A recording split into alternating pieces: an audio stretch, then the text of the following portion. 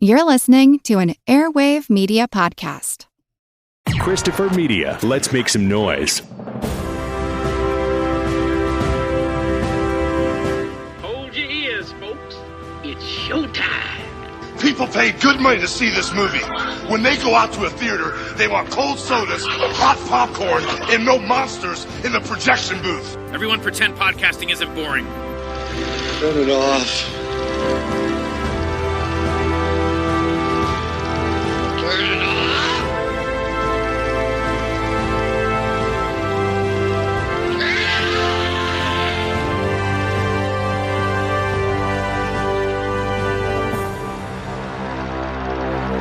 Freeze!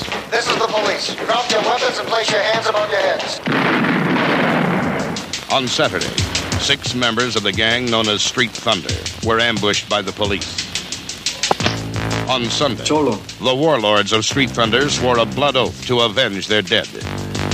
For the gang called Street Thunder, it is a day of vengeance. It's war in the streets. Jesus, come on. Come on, I'll give you my money. Just don't hurt me, please. Please. It's terror in the night. It's the most shattering assault on a police station in history. Assault on Precinct 13. This is a siege. It's a goddamn siege.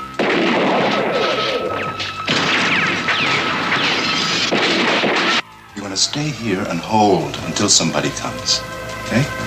We're in the middle of a city. Inside a police station.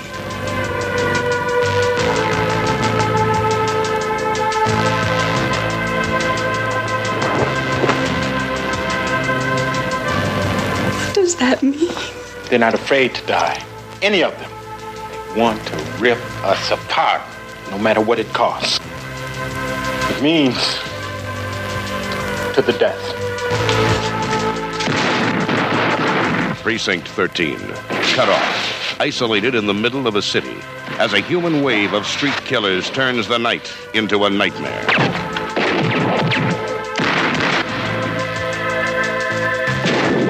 We got a war going on down here. We can't find the damn thing. A white-hot night of hate. Assault on Precinct 13.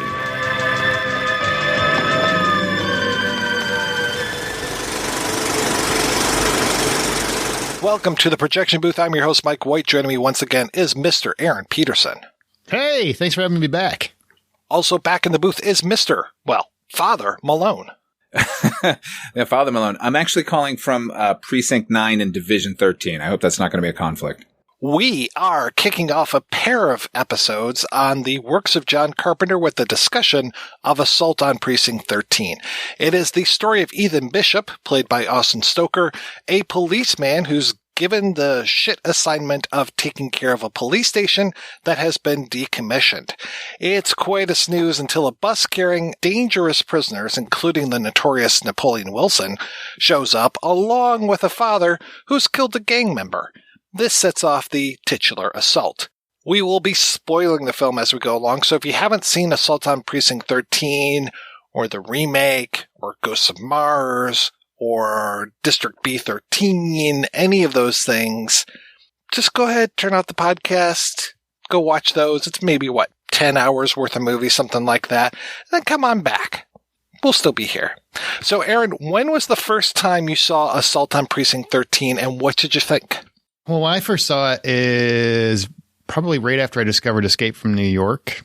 You know, I had already seen Halloween, but I didn't put I was very young. I didn't put that connection with John Carpenter together till much later. But I saw Escape from New York, loved it, still worship that movie. We're going to talk about that one later. And so I started checking out all of Carpenter's repertoire and found this one. And I remember thinking, that's like the same score. That's the number one thing I think I remembered. It felt very reminiscent of Escape from New York in terms of the score. The score felt very similar. And then basically it was a pretty interesting movie, but I never really came back to it until just recently. It holds up, though, I think. You may not, but I did. And Father Malone, how about yourself? Yeah, I saw it pretty young. I kind of grew up with a bunch of irresponsible older cousins who would drag me to every movie that they went to. So I had seen Escape from New York in the theater and went crazy for it. So I was about 7, I guess. Wow. And then 2 years later, they took me to yeah, exactly. And then 2 years later, I was taken to a double bill at a drive-in of Paul Schrader's Cat People and John Carpenter's The Thing. And because he's so conveniently placed his name above the title on his films, he's one of the first filmmakers that I absolutely knew who was making those movies.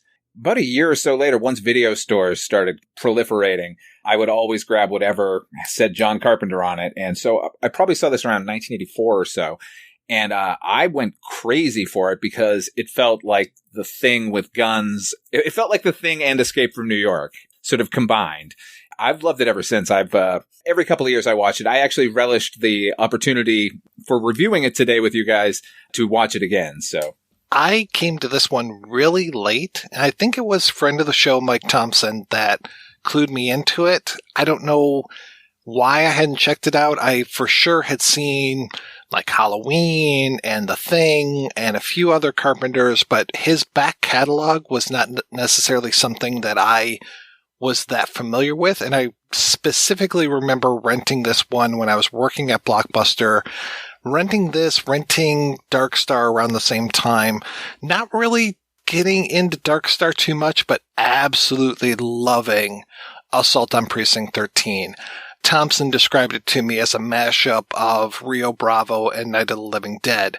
Now, he's not forging any new ground by having that comparison. I think that's a pretty well-known comparison of those other two movies to Assault on Precinct 13. But then you add into it a little Once Upon a Time in the West with this whole, I'll tell you what my name is at the moment of dying kind of thing.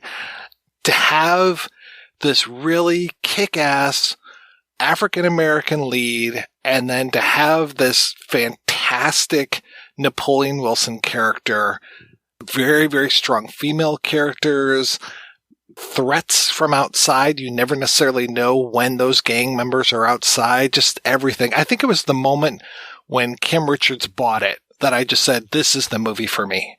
It does seem to be the scene that most people walked away from. Even if they didn't like the movie, everyone was shocked by that, because who does that in a film? Who kills kids? Well, and who kills Kim Richards? Yeah, exactly. Escape from Witch Mountain. I watched Escape from Witch Mountain, several times when I was in elementary school. It was one of those like wheel in the TV set and we're going to watch a movie kind of thing. Kim Richards was also in Escape from Witch Mountain, and her younger sister was in Halloween as little Lindsay Wallace, yeah. Hey, this is regular vanilla.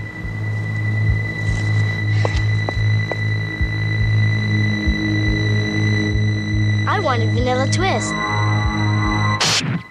When he murders her, he doesn't even look at her.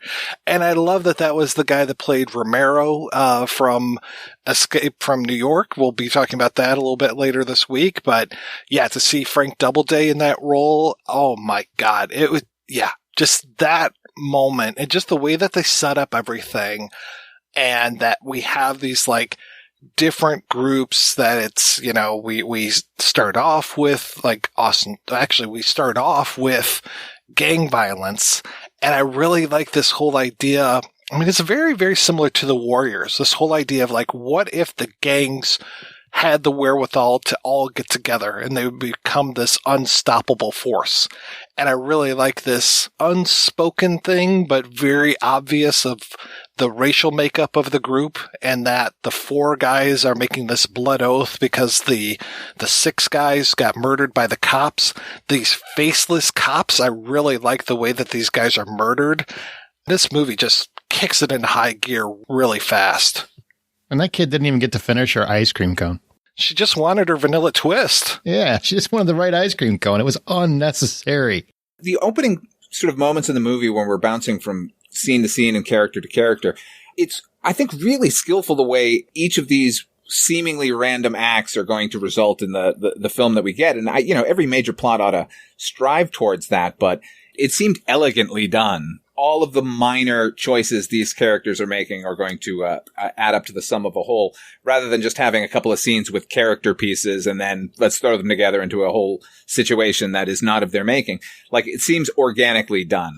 I've always thought this movie in particular, he's got a couple of them, but John Carpenter had a really, even though I didn't love all of his movies, Ghost of Mars, I'm still going to be mad at Mike for making me rewatch that one. Ditto. But he did have a good grasp on racial dynamics and socioeconomical dynamics. Like, he understood the world a little bit better than I think a lot of filmmakers did, and kind of appreciated the world, the realistic, gritty world that is out there. And I've always appreciated that about Carpenter, and this movie really showcases that. I also appreciate his use of the radio as being a device to give us information. Not only the radio that Austin Stoker is listening to on his way to the police station, but also the police radio, and that you get different things coming from these different sources. And it's really up to you to piece together these things, to actually have to listen to the radio broadcast and hear about, the violence that had happened. And I finally wrote it down because I never really made the connection before. Let's see, the name of the group, Street Thunder, but also that we get to hear about the sunspots that are going on, and that even makes a little reference to the sunspots. Am I correct in remembering, were sunspots, or was it a satellite that could have been the cause of the zombies rising from the dead in Night of the Living Dead? Yeah, it was a satellite returning from its trip to Venus. Thank you. Okay. And it was burning up in the atmosphere, and that may or may not be causing it. It felt similar to that. Just like the sunspots may or may not be causing these gangs to join forces. Yeah, I think a clear ode to some of its inspirational source material with that. There's so many odes in this movie. There's a lot of odes. Yeah, I'm surprised that they don't say, do you want to make a little music, Napoleon? Darwin Johnston, I recognize him in other things. Like, I'll be like, oh, hey, that's Napoleon Wilson. But this role was literally made for him. And he is so good in it. And just those stupid one-liners that he gets, the whole, I don't sit in chairs as well as I used to, all of those things, just the screen crackles every time that he's on there. I'm so happy every time we get a little bit more Napoleon Wilson, and also that we never get the whole story, that he's always just like deflecting. Like when Charles Cypher sits down next to him, he's just like, okay. You don't mind if I sit down a minute or two, do you, Wilson? Got a smoke on you? You asked me before. Well, I never got a definite answer. I don't smoke. That's a definite answer. What do you want? Why, do I have to want something? You're a cop. You're either curious about me, you want to give me some shit. I don't understand you, Wilson. Curious. You're not a psychopath. You're not stupid. I am an asshole. Can't take everything away from me. Why did you kill those men?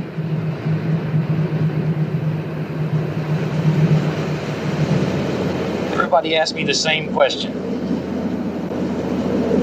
I always tell them the same thing. First time I ever saw a preacher, he said to me, son, there's something strange about you. You got something to do with death. Being real young, I believed him. Turned out he was right. That's no answer. I thought it was pretty good. And he really just never gives up any information. He's got a presence on screen where you can tell that there's an inner life going on in his, behind the eyes, which I think there are two actors in here, because you mentioned one earlier, Frank Doubleday. Same sort of thing where they're just interesting to watch the guy. But Darwin Johnston, his performance is really good because those lines are so corny, and that they land at all is because of him. But I also noticed rewatching the movie recently, he asks everyone who approaches him if they have a cigarette. I think that's obviously because he really wants a cigarette, but at the same time, he seems to be gauging their character based on how they respond to him. When Bishop approaches him in the cell and he asks him for a cigarette, he's like, no, I'm sorry, I don't smoke. Like, I would give it to you if I had it. Like, there's a moment of recognition there that Darwin Justin, like, registers that I thought was, like, really good. I really like the moment when it's very Rio Bravo, when Austin Stoker throws a shotgun and Darwin Justin catches it. And after he blasts those gang members that are coming through the windows, there's that moment where you see the look on his face and it's like a little bit crazed. And it's like, is he going to turn around and start blasting the good guys? I really like that moment. And then that you can see it go away very quickly as well. I mean, that to me is just one of the better moments of the film. And this film is just chock full of great moments. That moment, just the sort of balletic nature of the violence is super cool. But I agree. It's one of the few times in any movie I can tell where you see a character go from this sort of laconic thing that we don't really understand to see who he really is. That look on his face that you mentioned, like after he's fired the gun, it's like, oh yeah, this is what I was made for. So it's an interesting moment where he's like, do I just keep shooting? No. Okay. I'll be cool.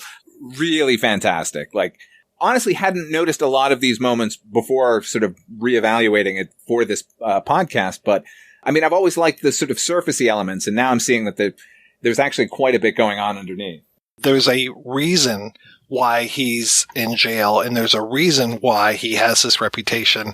And that one moment gives you that insight to be like, that's the reason. Because there are probably a lot of times where that same thing or similar, where he's had that shotgun in his hands before and wasn't able to stop himself from just blowing away everything. Carpenter loves this particular type of hero. I think he repeated him any number of times, Snake Plissken being the obvious heir to this character. But it's rare that you get a character where the anti-hero sort of legendary status that they have, it doesn't pay off as well as this moment. I think that's even true of Escape from New York. You look at that character and you know what he's capable of. This guy, you could tell there's some violence in him, but you couldn't tell exactly like how well he's cottoned to it. The mask never slips from Snake Plissken. We always get the same stoic look on his face. That's a beautiful stoic look. We don't need to be negative about that. No, we're going to be singing the praises of that one in the next episode. You guys are praising him, and I totally understand that. But I also love how by the end of the film, you've got Bishop, I don't want to say going to his level, but realizing he's going to have to get as visceral and violent as him if he wants to survive. Like that end where they have the barrier and they're pushing back and they're just fighting with everything they can find to fend them off, I think is a great testament to this is what it takes if you want to survive. Do you really want to survive? This is what it takes. Like he understood it the whole time, but Bishop didn't understand until the end. I also really like the sexual tension between the Laurie Zimmer character and the Napoleon Wilson character, or Leigh and Napoleon Wilson. Is it Lee or Leigh? Lee. It's the 70s. He probably meant it one way and it came out the other. That they have that and they go back and forth and there's that flirtation and stuff, but they never really bring it to fruition, which is nice that there's that flirtation and that she, again, is such a confident character. It's like you've got her and Ethan Bishop and Napoleon Wilson as being these very, very strong characters. And then you get Julie, the Nancy Loomis character, and then Wells, the Tony Burton character. They just fly off the handle at a moment's notice. But yeah, they're great counterpoints to these really stoic, cooler than cool characters. They're so stoic that everyone by comparison is going to seem ridiculous anyway. To speak to what you said, sort of the sort of sexual chemistry or, electricity between those two characters, it's really fantastic. Unspoken at all, but powerful in that, like in that last scene where they're trying to take her away to the hospital because she's been shot. She's considering not going because she didn't get to have a moment with this guy. Really super cool. As you said, Mike, like all of these characters are strong. Carpenter's way ahead of the game as far as busting gender stereotypes and racial stereotypes with this one movie. I mean, he continued to do it, I think, throughout his career, but certainly in this one. At one time or another, I thought that particular actress is like not so great, but then that character is so sort of stone-faced like everybody else that you can kind of give it a pass, you know? Oh, and she gets shot and just waits. I'm like, what happened? Like, that was a great precursor to Michael Myers, honestly. Yeah, nothing is going to slow her down. Just puts that one arm down, keeps shooting with the other arm. No problems. Doesn't even phase. Just waits. Just like, all right, come closer. Come here. And you're so right, Father Malone, as far as that smoking line. And I love Tony Burton. Hey, What? you got a smoke on you? Yeah, but I'm not going to give it to you. Why not? Not good for you. Smoking can kill you. You don't like competition, huh? You think you real fancy, don't you? I have moments. He's got my favorite line in the movie. It's something I say too frequently in life. I've got a plan, and it's save ass. I'm going to go through this window, run like a bastard. Some of these one-liners, like Leigh is getting him some coffee, getting Bishop some coffee. Black? For over 30 years. What was the swear that's been inscribed in a desk for all these years? Carpenter keeps that to himself. I love that he gives the Bishop character basically Alfred Hitchcock's backstory. The whole thing of his dad sending him to the police station. You know what we do to bad little boys around here. And it's one of those little like film moments where if you're not that familiar with the Hitchcock story, it just goes by and you're like, oh, okay, yeah, that happened to Bishop. But then if you're a film fan, you're like, oh, that sounds a little, oh, okay, yeah, I know where that's from. And it's nice that he's able to do that. It's not, he's not just doing this to be cool. He is cool. Carpenter, that is cool with these references, but he's not bashing us over the head. This isn't like pop culture junkie kind of stuff. It's not like he's sitting there eating a bowl of Captain Crunch or Fruit Brute at the same time. Just like, hey, look at how cool I am. And the best one about the Hitchcock thing is Hitchcock, if you really follow his films, he's notorious for not really appreciating policemen. Like he finds cops very dull. And I just thought that was ironic to him. Like, you're going to give Hitchcock's backstory to the cop? I think that's hysterical. Hitchcock's reasoning for not feeling comfortable around police is that they're the one person who can say, come over here, and you have to go, which is another thing that sort of resonates with me a little too much. So putting that story in there and having it be a film reference, it was great because at that time, like, you would have had to have heard that story. It's not like the internet where you just type in something and now you're like, now I've got the reference. So it was subtle enough that it works for film fans and not so, as you said, like eating a bowl of Fruit Brute. And hey, here's this other thing you remember, right? We all get this, right? Well, I do like too the Martin West character that he doesn't want to go to the police. Like when he's lost in the neighborhood and his daughter's like, why don't we ask them? Bon Air Place. I think it's down here just a couple of blocks more. Mr. Seward says the policeman's always there to answer questions and to help you when you're in trouble.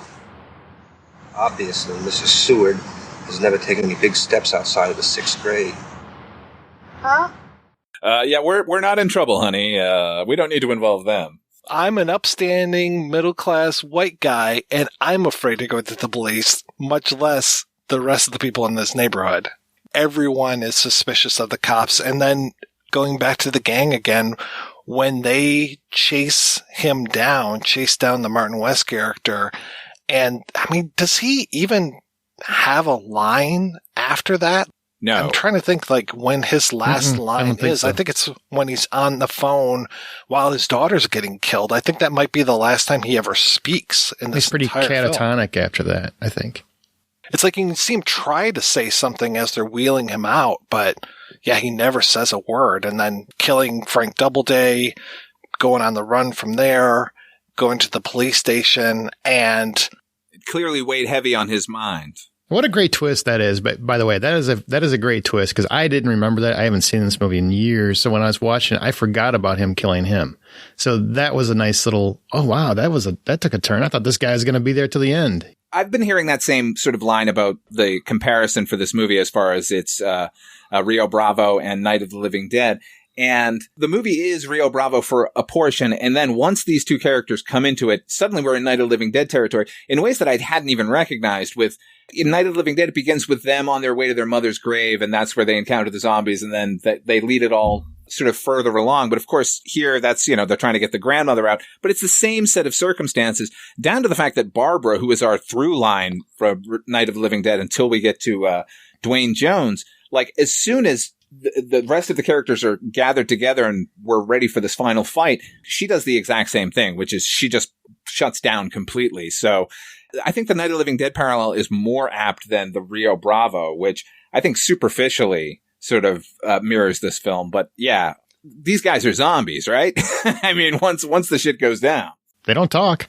They don't talk in the way that they're just continuously crawling through the windows, even after they're getting blown away. Like as soon as one guy dies, another guy replaces them. And it's a numbers game. It's all about how many of these gang members can they send through these windows, through the doors and all this.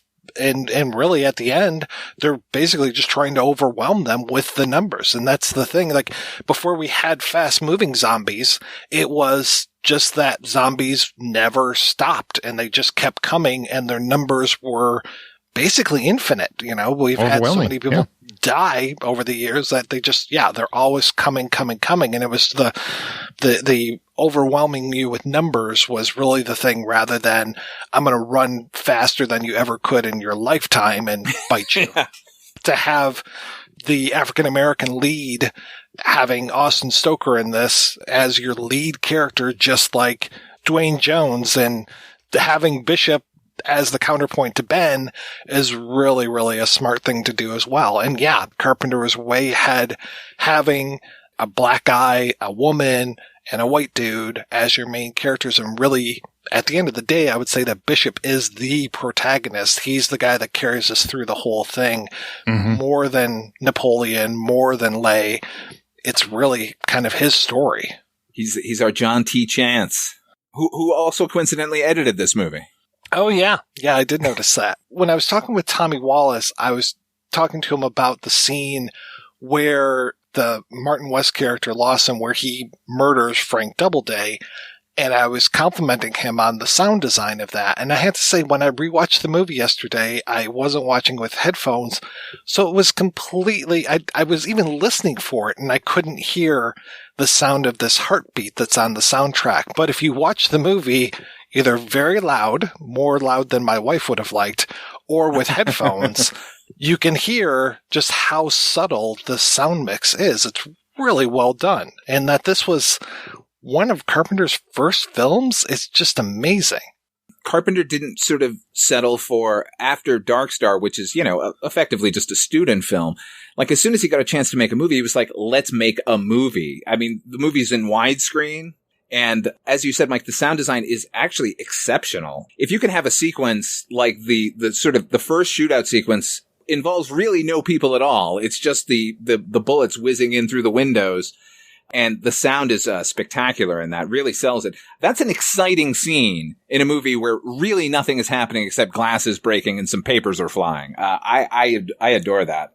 Stellar job of making sure that you're immersed into it as well. So you're with them on the floor, panicked, hearing it on all sides. The glass is shattering. They're panning around the room as you see different glass areas pop. And it really immerses you in terms of, oh my, I'm there. Like this would be awful. I don't want to deal with this ever.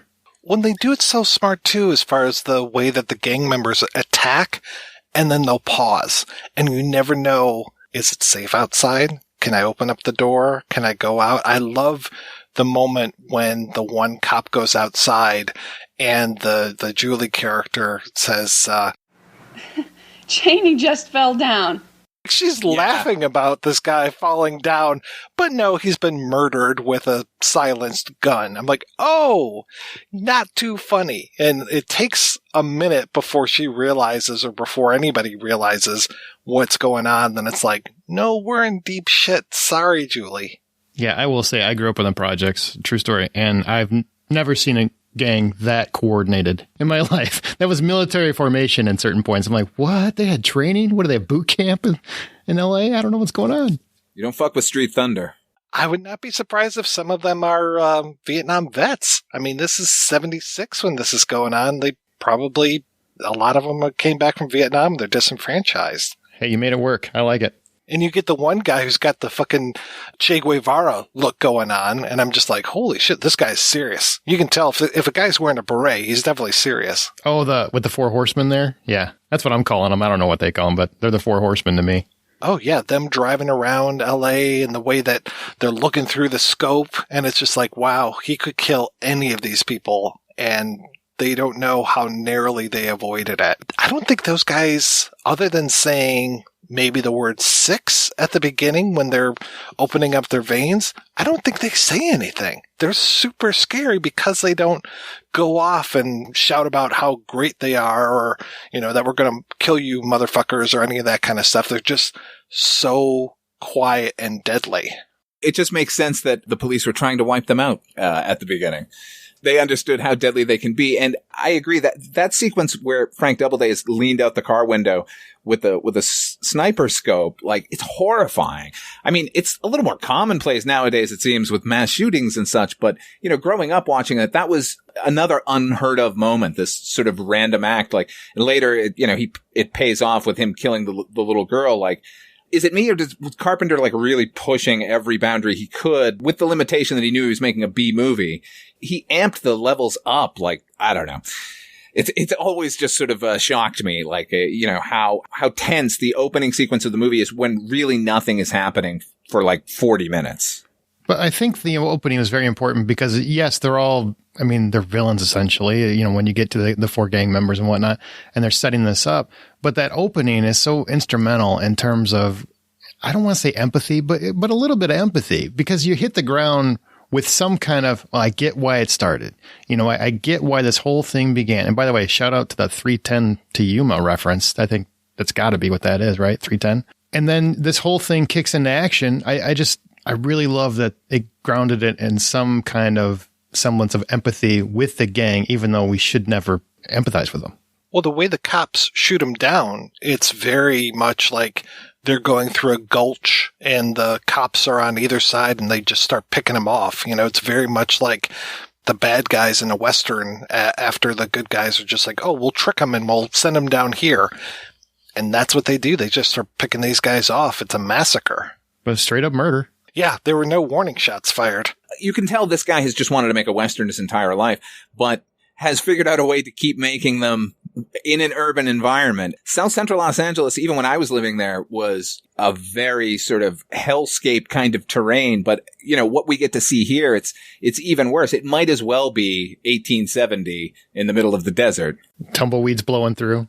It's so empty. It's like when they're driving around, they just see like a person here, a person there. But there are many shots where it's just like there's no one around as they're driving around in this kind of perpetual dusk as they, it's like, I do love that. Why is the ice cream man out so late? I'm not really sure, but there's but never really a bad time for ice cream. Yeah, no. He doesn't get to say we're closed, that it is very late. And I was like, okay, yeah, because noticing how Carpenter treats time in this, it's like until the gang really starts to attack the police station, it is dusk for the longest time. And until Martin West kills Frank Doubleday, and then it's like, okay, now it's dark. Now things are going to start going bad. And even then, I think we get a shot of the precinct with it being dusk again. Like anytime we would cut to a full exterior, there was still a sliver of sunlight at the top of the screen. It's such a horrible area that the ice cream man needs a gun. Yeah, why is that his daily route? he's like, you just never know what kind of trouble's going to start.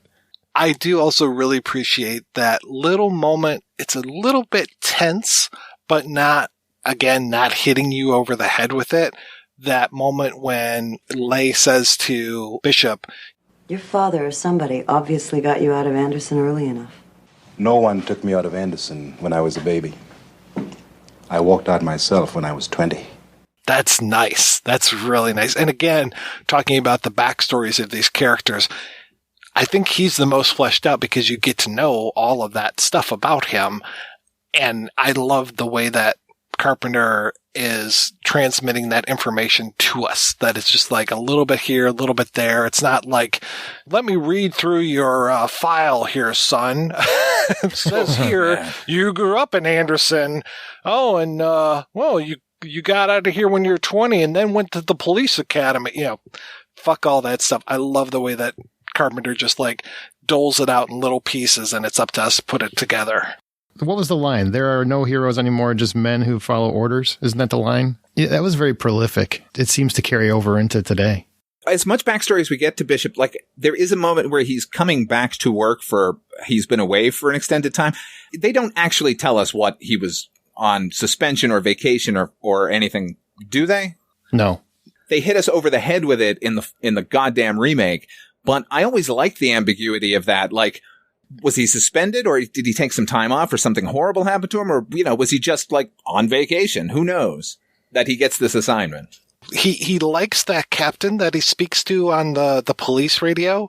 But then when he gets that assignment, it's just like, oh man, it's like, it almost feels to me like he got a promotion or something, and that he got promotion, ready for bigger and better things, and then he gets this shit assignment. It's just like, oh man, I was looking forward to like doing some real police work here, and now I'm stuck babysitting this stupid police station. And in the remake, the bad guy is Bishop, so it's totally different. Oh, God. Yeah, we are going to have to talk about that stupid remake. I like the remake. Way better than Ghosts of Mars, buddy. Let me tell you. I've seen Ghosts of Mars many more times than I've seen the remake. Well, that's just too bad for you, is what I would say. I love Carpenter, but that's the one movie. Mm-mm.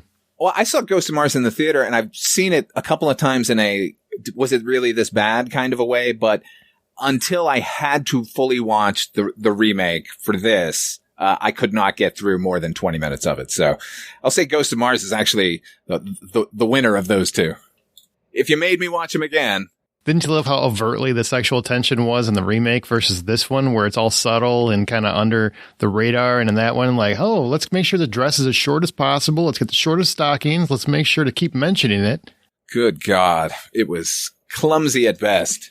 Going back to the original for a few minutes there, sometimes I like the trope of grown men acting like children. And we get that pretty often in, I'd say, in action films, and this one is no exception. That whole moment when Tony Burton and Justin are trying to do potatoes. Oh my God. It's amazing. What a moment in the middle of this carnage. Between me and Snow White. Shit! What's wrong? We haven't flipped a coin yet. I'm gonna lose. You got a bad attitude, Wells. I always lose. Had bad luck all my life. Now, how do you think I ended up in here? Maybe it'll change. It might, if we don't flip a coin. Let's do something else. What? Potatoes. 1 potato, 2 potato, 3 potato, 4, 5 potato, 6 potato, 7 potato, more, 8 potato, 9 potato, 10 potato, 11. Kiss my ass and go to heaven. Y-O-U spell you. I told you I'd lose. God damn it, we're going to do it again. Hey, there wasn't time. So good. I really appreciate that. We're going again. And then, the whole thing of like, I don't like coin flips. I always lose coin flips. I mean, Tony Burton is fucking fantastic in everything he does, but just this small, fairly thankless role, I really like him in this. He's spectacular in it. Carpenter really, he cast his films very well. Like all of these character actors effectively bring a lot of story with them that isn't necessarily on the page. Like that Tony Burton is so charming that, that's all we need to know about him. Clearly capable too. Like, as ignominious an end as he comes to, like, he was a welcome addition to this team. Why did you stop me from leaving then? And it's like, you basically had to be convinced to not just take off on us. I really like that little pause in there and the way that they have those dialogues. I mean, this movie, it's one of Carpenter's first films, but I really appreciate the dialogue. I really appreciate the subtlety to it. I love, I mentioned that whole, like, I'll tell you at the moment of dying kind of thing, that harmonica line from Once Upon a Time in the West. I love when he flips that. And can I ask you a question? Being a cop, I figured you'd get around to it eventually. How did you come to be named Napoleon Wilson?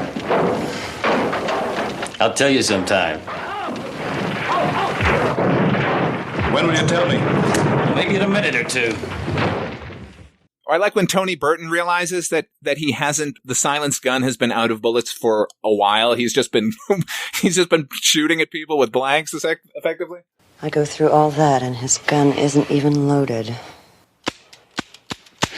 Goddamn silencer. I've been clicking off empty shots all night, and I didn't even know it. My favorite moment, the whole movie. That's my favorite moment. And yeah, you get that amazing moment after they manage to defeat the bad guys and the cops finally fucking show up. It's like that. I kept thinking of Sergeant Al Powell, like throughout so much of this from Die Hard, rewatching it. Yeah, because of the cops going around and being like, no, I don't see anything. I don't see anything. And I kept waiting for Bishop to start shooting at the car. Like, welcome to the party, pal. Like, how does that math work, really? I mean, it's LA. If you've been to LA, I mean, there's people everywhere. So they're constantly reporting the shots being fired. They keep driving by and I don't see nothing. I mean, I don't see nothing. They don't see anybody clearing bodies. They don't see the broken windows. These should not be police officers. They just shouldn't. Well, that's the thing, too, that I like, that the gang members, like, move the cars, that they take away the bodies, that they are very supernatural. You know, the way that they go about doing that. It's very nice that they manage to fool the cops that way. They're super smart. Military formation. They are of one mind, and that's what's going to happen. You know, speaking of those two patrolmen who keep circling and finding nothing the entire time, the one driving is a guy named Alan Koss, who, when I was watching it again now, I was like, who is that? I know him from somewhere. He spent the better part of the 1980s as one of the barflies in Cheers. That was a little startling to see. Yeah, he's like Mike or something, right? He was Mike, and by the end they just called him Alan. Like I think all of the barflies have eventually just sort of adopted their real names. But yeah, he was Mike for a while. I like how the cops only notice that there's something going wrong when they see a dead telephone worker. Like, oh, all right, there's probably something wrong here. Yeah, in the film's sort of most overt nod to Rio Bravo, that scene where the guy's hiding up in the rafters. I had actually never seen Rio Bravo, believe it or not. So I was pleased to watch it because, you know, John Wayne's one of those guys where he just sort of symbolizes a kind of ethos that I'm not fond of. And I never quite got it, but I did in that movie. I think he's really good in it. And I like the whole cast. And I'm glad I watched it. So thank you for making me watch it. It was really good. Oh, man. Thanks for making us do that one, because that was a blessing. That really was. I hadn't seen that since I was a kid, and I watched that with my grandpa, and he loved John Wayne, and I just didn't understand why at the time.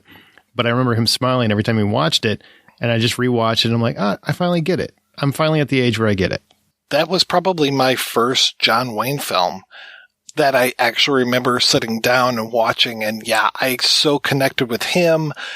The thing about that movie is that I enjoy all of those characters. The little Mexican guy who's running the hotel, the guy who is shooting his mouth off about like how John T needs some help and everything, that is Colorado's boss. And then you get that moment of Dean Martin, Walter Brennan, and Ricky Nelson all singing. And it's just like, holy shit, this is like one of the greatest things. And then I love too that it's like, okay, we're done with this song, let's sing another one. It's like, wow, okay, we're gonna get 2 songs from these guys.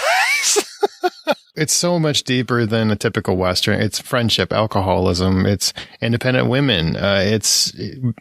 When can you ask for help? When should you ask for help? Stop being stubborn and ask for help. I mean, there's so many things that happen in that movie. You could take any of those characters and spin off a movie just unto themselves, you know, like the Colorado character, the dude character, yeah, any of these people, and that you mash them all together in one movie. It's like, wow, this is really nice. Yeah, I saw Ricky Nelson's name in the credits and I was like, oh boy, what are we in for? But I really liked his performance a lot. Like, yeah, I could definitely watch a movie about that kid. Oh yeah, he's such a stand-up guy. I love that thing when he has to ask his boss for permission rather than listening to the sheriff. He's just like, is that all right with you, boss? It's like, oh, okay, we see how it is. This is nice. Kid had respect. And that's what puts him on his path to join up with John T. Is like, hey, they killed my boss. I need revenge. I was like, oh, wow, okay. And then fucking Claude Akins, poor Claude Akins, who you barely get to see in the movie, but every time he's on screen, he's fantastic as basically the comatose father from Assault on Precinct 13. And this has got to be one of Dean Martin's better performances, right?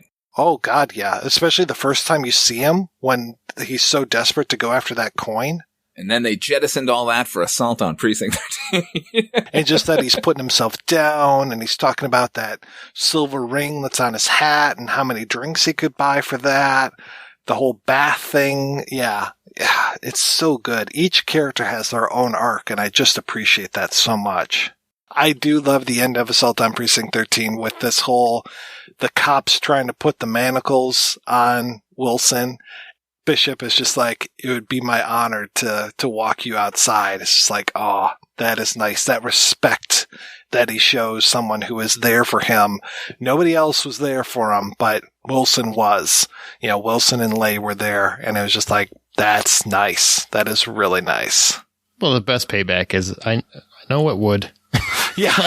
I love that. That's the way you answer that. That's how a badass answers that right there. Have we mentioned the score yet? Because it's one of my favorite Carpenter scores. And so early on. And when you figure that they're like, you know, they were using like tube synthesizers at the time. So like each note had to be programmed. Like, God bless him. One of the more memorable scores as far as I can tell. It is fantastic. And I love when there's moments where almost like two synthesizers that are going on at the same time, and sometimes they'll come together, and then other times they'll almost be like a minor on top of a major, so it just sounds off and it makes you uncomfortable, and then it goes back into tune. You know, it's like, this is really nice. And just that the constant kind of drum noise, that it's like, yeah, it really. And I like that in the counterpoint to it is like every time there's a quiet scene, it's this nice sort of tune on an electric piano that feels as synthetic as the synthesizer, but somehow a little more human.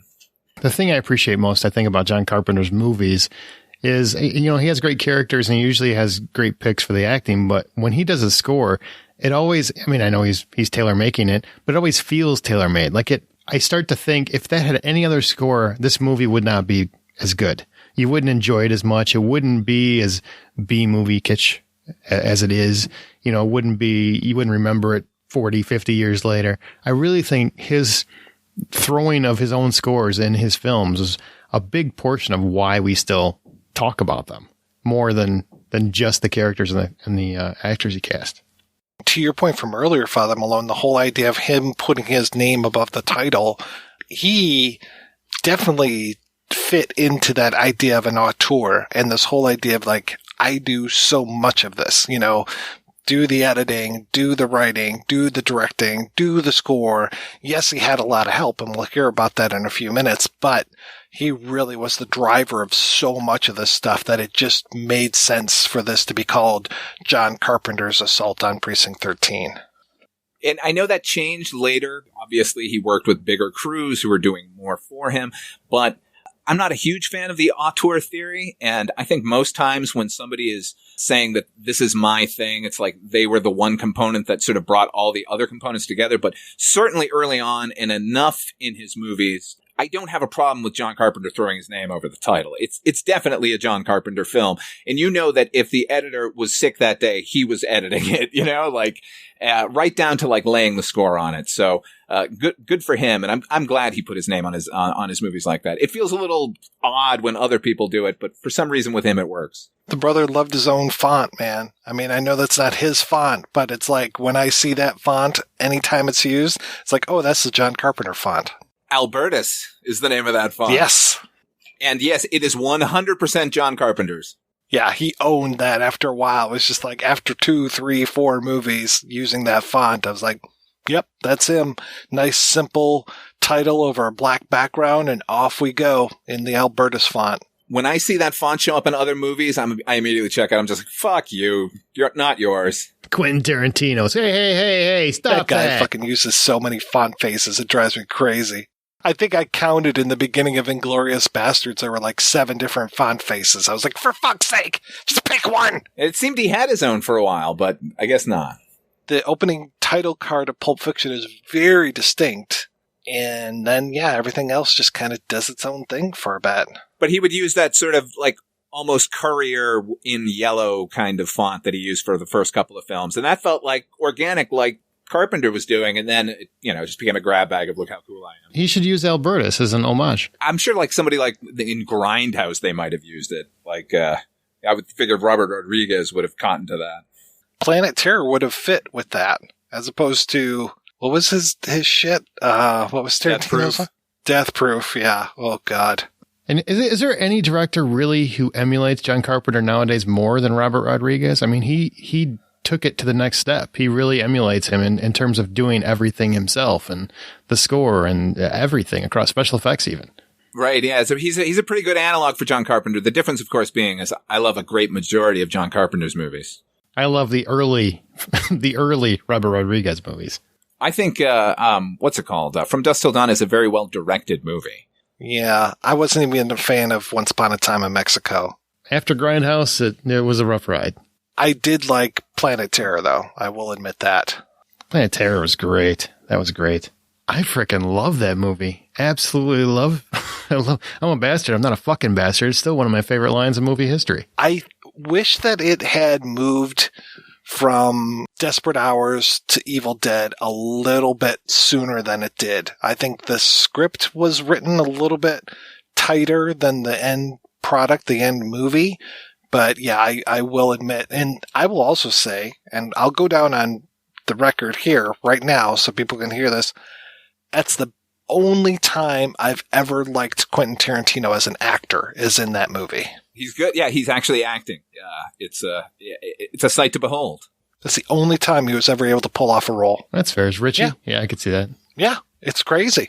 Yeah, I'll agree with that too.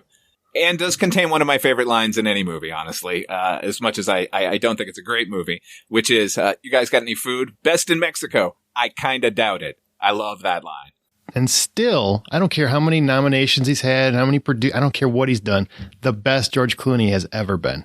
All right, guys, let's quit talking about both John Carpenter and Robert Rodriguez for a second and play a break. But when we come back, we'll have a pair of interviews. First, we are going to hear from Mr. Troy Howarth about his new book, Assault on the System, The Nonconformist Cinema of John Carpenter. And after that, we will hear from the art director, sound editor, and so much more on Assault on Precinct 13, Mr. Tommy Wallace. And we'll be back with both of those right after these brief messages. In 1985, a curious phenomenon occurred. The Twilight Zone returned to television, featuring all new tales of mystery and imagination from the minds of Ray Bradbury, Harlan Ellison, George R.R. Martin, and Stephen King. Dreams for Sale, the Twilight Zone 85 podcast looks back at that land of shadow and substance and re-examines the groundbreaking successor to Rod Serling's legacy. Featuring new interviews with the show's creators and cast, Dreams for Sale can be found on iTunes and at twilightzone85.com. Dreams for Sale. We'll be waiting for you in the Twilight Zone. You obviously love podcasts, but are you also a fan of movies and television? Do you want to listen to a show that reviews entertainment honestly and casts pretentiousness to the wind? That debates both film and TV topics in a fun, good-spirited way, while still getting to the heart of why we all love them so much? Then don't miss the award-winning weekly podcast, The Hollywood Outsider, now available on your favorite podcast app or at thehollywoodoutsider.com. Join me, Jamie Benning, on the Filmumentaries podcast, particularly if you enjoy stories like designer Nilo Rodis Jamiro convincing George Lucas to push him around to help gain the support of his crew on the ailing Howard the Duck. Blam! The door opens, it's George. Everybody gasps. George makes a beeline to me. I'm literally back against the wall. Or hear puppeteer Tim Rose's emotional story behind that iconic Admiral Akbar shot in Return of the Jedi. I believe the war is something to be proud of, but not to celebrate. Or how Star Wars editor Paul Hirsch tackled cutting so many successful films. The thing that I learned from working with De Palma is that tension depends on a clock. You need to have the sense that time is running out. Maybe Oscar-winning sound designer Mark Mangini's insightful chat about his work on Blade Runner 2049. Not a single sound from the original Blade Runner in the new film. A great deal of inspiration. That's the Filmumentaries podcast with me, Jamie Benning. So Troy Howarth, why John Carpenter? What brought you to write a incredibly immense tome about John Carpenter. That was actually a project I've wanted to do for a great many years. My first book was published all the way back in 2002. And once I finished that one, Carpenter was the guy that next came to mind because he's been one of my favorites for so many years by virtue of the fact that, his name is above the title and all of that. He was just one of the first directors I was ever really aware of, long before I knew what a director was. I suppose it was him and Hitchcock, I suppose, would have been the major ones that I knew who they were from the time I was just a child.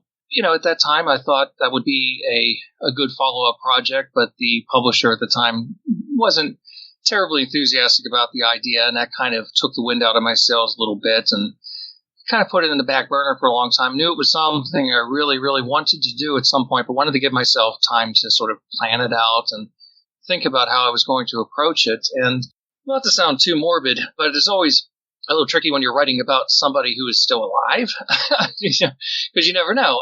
I think at this point it's pretty clear that although Carpenter says many times in interviews, well, you never know, I might. I don't think it's really going to happen. I pretty much doubt that he's going to do it at this point. I think if he really wanted to, he would find a way to make it happen. I think he's quite content just, collecting checks for having his movies remade. So I can do this now, and I feel ready for it. And I don't know. I guess that's a rambling answer. Just he was somebody that I've always admired and enjoyed and wanted to pay a tribute to. And now I feel like I have a tremendous weight off of my chest, so to speak, that I've done it. When it comes to investigating and writing about somebody that is living versus somebody that has passed on, does that change the style of research that you do? Do you immediately try to go to the source since the source is still living? Well, I knew that if I was going to do something like this, it was important to get an interview with him if I could. I did not take it for granted that it would happen. One of the things that I don't have the advantage of is a publisher that gives me a kind of budget to work with, where if I go to somebody and say, can you give me an hour or two of your time to interview you? If they come back and say, well, how much are you going to pay me? I can't pay you anything. If I were really desperate, I might be able to pull out of my own resources. But I knew that I wanted to be able to talk to him, as intimidated as I was by the idea.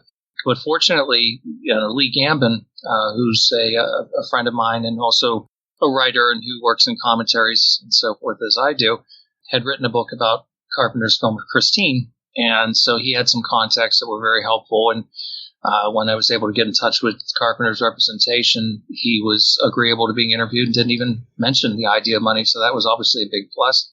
Yeah, it was tremendously different knowing that the person's still alive. I don't see, unless the person flat out refused to speak to you, if there was some reason why you couldn't have it done, it would seem to me it'd be very difficult to not make some contact with them and talk with them about their process and what makes them tick if you're writing about somebody who's actually still with us. That doesn't make any sense, though. As a writer, you're just rolling in money. I'm sure that you could just afford anything.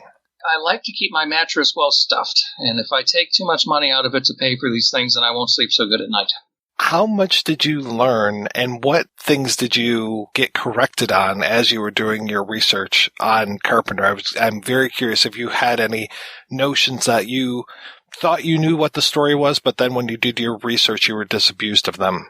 The big thing I took away from it, and one of the things I really wanted to not exactly beat people over the head with in the book, but wanted to make very clear, was what a tremendous workaholic the man was for so many years. I don't think I was ever quite aware of how literally nonstop the man was going from project to project, because of course there are gaps in his filmography where you think, well, he wasn't doing anything. He was just kicking back and watching March Madness and playing video games for a couple of years. No, he was actually busy on projects that fell through. Of course, people don't always hear about these things because, obviously they fall through and it's not always terribly well publicized. So that was certainly one of the big things that I learned in the whole process and that I really wanted to get across. As far as changing my mind about certain things or having a different attitude and so forth, I think, a lot of the fans tend to be very unkind towards the later films. I think when you delve a little bit more deeply into the making of these films and some of the behind-the-scenes things that went on and some of the compromises that had to be made, it becomes a little more understandable why certain films are the way they are. That's not to say that you should be in a position of making excuses for them and saying, well, it's not fair to say such and such a film doesn't work because of these problems. But it helps to understand why certain things turned out the way that they did more than anything else. I mean, that was the big takeaway that I got through the whole process, was just this tremendous workload that the man had for so many years, not just obviously directing his films. He wrote quite a few of them. The films that he didn't write, it's not like he just took a script and shot it. He actually would have input into it and did drafts of his own, rewriting things along the way, usually doing the music and being very involved in every facet of the production. That was certainly something that helps to explain the fact, not to sound uncharitable, time has not been kind to him in some respects. When you see him, he looks older than his years. And I think, yes, it's well known, obviously, the man smoked like a chimney for many years, and that will take it out of you as well. But the workload, the nonstop workload, was something that was actually very similar to happen to Mario Bava, where Mario Bava in his last years looked much older than he was as well. That's what can happen if you really push yourself that hard and don't really take good care of yourself. And so those are certain things that I learned and certain things that I kind of got a new perspective in when I was writing, and again, tried to make clear in the book itself. Did anything surprise you that you uncovered while you were writing? I was very surprised, particularly when I got to talking to Sandy King. It's John's second wife. Of course, his first wife was Adrienne Barbeau, who we were not able to interview. It came close. It just didn't work out for a variety of reasons. Time wasn't on our side, so that didn't happen. But Sandy King, of course, whom he married in 1990, I was not aware that he had a particular film ready to go for Alive. I mean, literally the sets were being built. They were about just a couple weeks away from starting production, and then there was this fallout between Carpenter and Universal based on the deal between Alive Films and Carol Co. in the UK and Universal in the US. They were handling the respective distribution rights for those territories. There was a falling out over that, and the film was canceled very much at the last second. So that was certainly something that surprised me. There's a lot of projects that he sort of flirted with and was developing at different points, but that was certainly one that I personally had not read about before, that had gotten that close to be becoming a reality. What was that film about? It was something to do with sort of genome mapping, and it's sort of a time travel science fiction type of a thriller. The script was actually written by Sandy King, so obviously she took the cancellation of the project particularly hard. Again, the film was all ready to go. She couldn't remember the bulk of the people that were involved in the project, but she certainly said she remembered Barnard Hughes being in the film. I'm guessing he would have played a scientist. That seems good casting. So I would have liked to have seen that happen, but that was one of those films that was during that period of time between 88 and 92, where, again, one might assume he wasn't really doing much of anything, but au contraire, he was very busy, just not able to get things on the screen in terms of a realized finished project. Are there any Carpenter archives, or are you just relying on him and what you can dig up through magazines and other sources that way? Yeah, I've been collecting a ton of materials down through the years. Magazine-wise, he's obviously been covered very, very well down through the years in fanzines and so forth. Fangoria and numerous other publications have covered him very, very well. So down through the years, as I've come across different articles and also had other people help me as well as far as newspaper archives, we were able to pull some really interesting things from contemporary newspaper reports from the late 70s into the 80s and so forth, things that I didn't personally have access to, but I had people that were able to help me with that. So I'm sure there's quite a good bit of material, like at the Academy Library. Obviously, that would be a great resource. Not being on that particular coast and not having access to it myself, I was not able to make use of that. But all the articles and everything I collected down through the years that were gathering dust for a long time, I was able to sort of pull them out and finally make good use of them. It was nice to finally read a little bit more about the Eyes of Laura Mars. I've always been fascinated by that project, and I had never seen that kind of he said between Carpenter and Kirshner, so that was very nice to read. Carpenter's interesting because, he's well known for being a very kind of cynical guy. He has a very sardonic sense of humor, and it's the kind of thing that some people tend to think that he's kind of a jerk as a result of that. I totally get it. I understand why he is the way he is, and I relate to that. Maybe I'm a jerk too. I don't know. but he doesn't tend to want to talk about the bad things, especially these days. I think he's kind of become very zen as he's gotten older. There's certain things he just doesn't want to get into a lot. So fortunately, he had talked about that in greater detail when he was younger. It was obviously a project that it was very good for him in the sense that it got him a nice paycheck and a credit on a major mainstream film. But obviously the script was completely overhauled by David Goodman. Kirchner, of course, went on record, on numerous occasions about his insights as well. So it was kind of interesting to sort of compare and contrast their kinds of interpretations of the film. And basically, one side is always going to blame the other for why it didn't turn out better, So I think that's natural enough. But it's an interesting film. But I think looking at what Carpenter's idea of it was versus the film that we got, I would have really liked to have seen something that stuck closer to his original concept. Before you started work on the book, what was your favorite Carpenter, and did it change while you were doing your research and writing? My favorite Carpenter film has not changed these many years. It has been and will likely always remain the Thing, which is also his own personal favorite of his films. Of course, that's a tragic story, as I'm sure you know. Not a well-received film when it came out at the time, but, recognized quite rightly now as a tremendous film. I'll put it this way. There were no films that I found myself digging into and thinking, God, I don't like this as much as I thought I did. But there were a couple that I could say, this has got a little bit more going for it than I initially thought. So that was kind of a positive thing. Yeah, you're kind of down on a few films, even from the intro. And I was curious if your opinion of, say, Memoirs of an Invisible Man changed while you were reading about it. Again, I think that's something that it's helpful to understand why it is the way that it is. And that was a particularly fun movie to kind of get into because there's a ton of material as far as a very detailed evolution of that project from the time that the book came out, this big bidding war to get the rights to make it into a movie, Chevy Chase's kind of obsession with getting the film made, how Carpenter came into it and so forth. And just boiled down to the fact that these were two people who just did not see eye to eye, and they both wanted to make their own film. Talking again, he doesn't want to get too much into the negative stuff because it's just probably too painful for him. But when I talked with Carpenter about it, I said, it just feels like you wanted to make one film and Chevy Chase wanted to make something completely different. He said, yeah, that's about the size of it. So I don't dislike the film, though, completely. I don't think it's nearly as bad as a lot of people make it out to be. As a matter of fact, I remember seeing it when it came out in 92, and I thought it was just fine then. And then revisiting it when I was doing the book, I thought, it's not bad. I mean, it's not a great film, but I don't think it's a turkey. What is your least favorite Carpenter? I kind of bounce back and forth. In some respects, I would say Ghosts of Mars, but in other respects, I'd say Village of the Damned. I think I lean more towards Village of the Damned because at least that film, I think, starts off really good, and then it kind of collapses. And again, there's a variety of reasons for why that happened, and it was not a particularly happy film.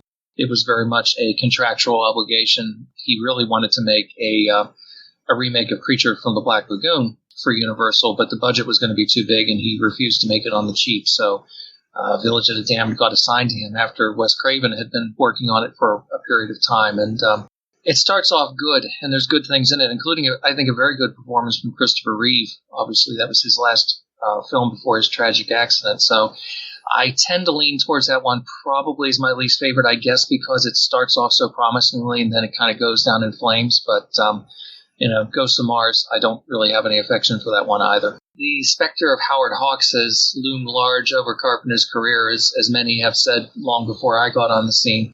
I like it in theory. I think it could have been a lot better. I think fatigue was really starting to set in by that time, and I think crucially the casting became fatally compromised, and had things worked out a little bit better as far as the casting goes, who knows, it might have turned out better. I love reading about things that didn't get made or got made years later and in different forms. So the idea of El Diablo and Blood River, I mean, I love that those just keep kind of creeping in every few chapters of the book. Is like, and El Diablo was still in this stage and Blood River was over here. That was great to be able to check in on those projects through his career. He's said it many times. He got into films to make Westerns, and obviously by the time, he's part of that sort of first generation of film school brats, really.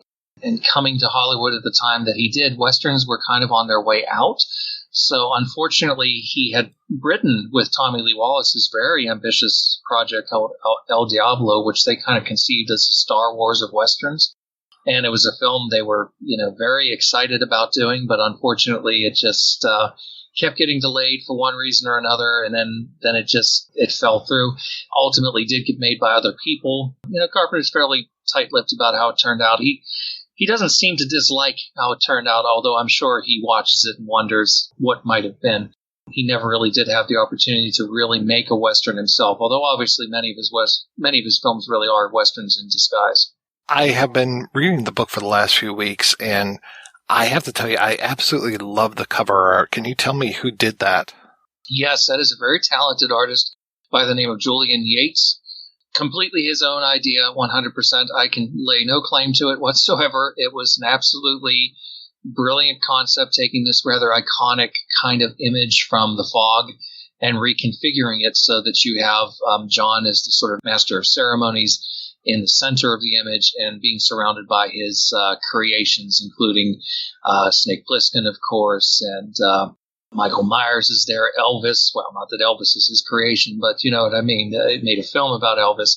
And one of the sort of configurations of the Thing and a gang member from Assault on Precinct 13 and so forth.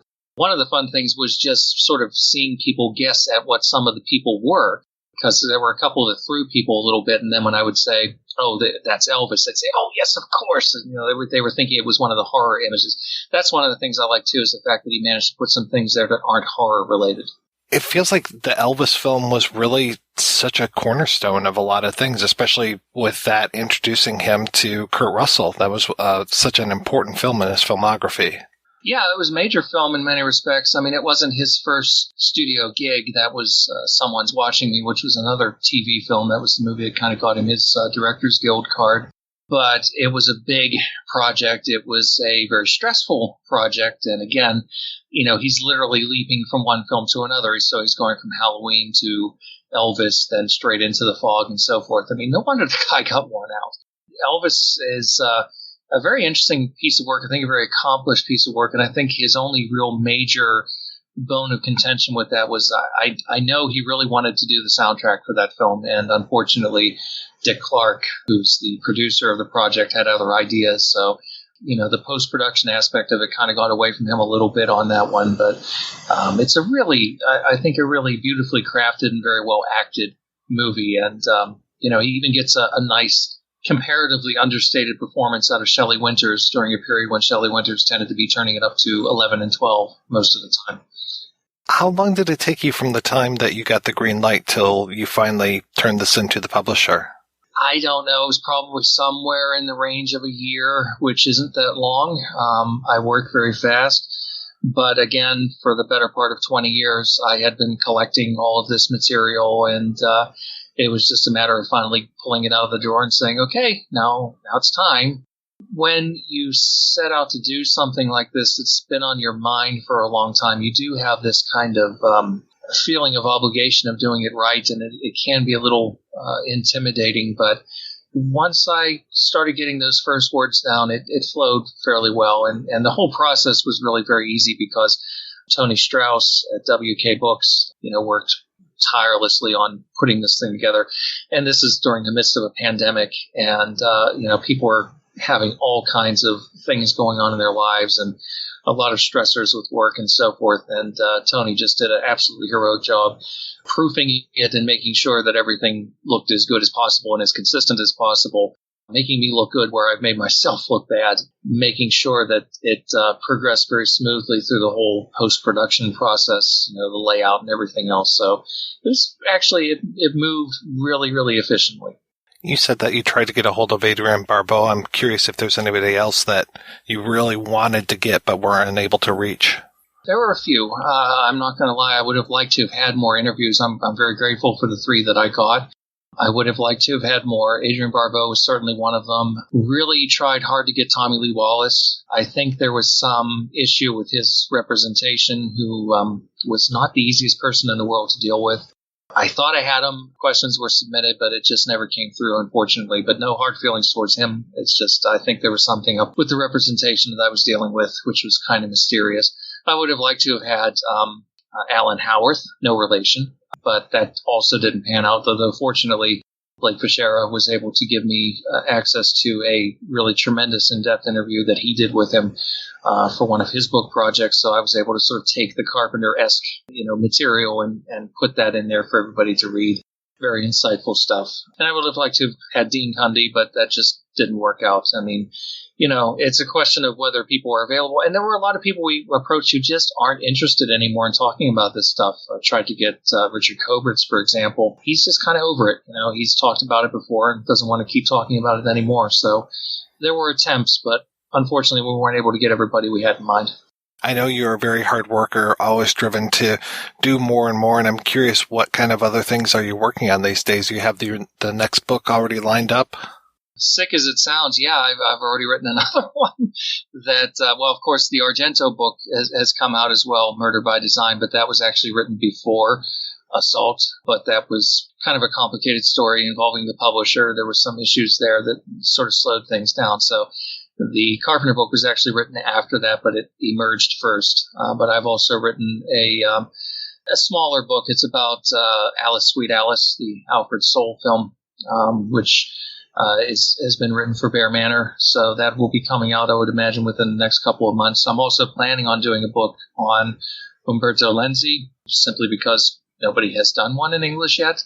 And I feel like he is somebody that could be interesting to sort of delve into and look at the full scope of all the movies, because he made a lot of movies, and obviously not all of them are particularly good, but I think that'll be a fun topic to tackle as well. And of course, I also keep very busy indeed with commentaries for various Blu-ray releases.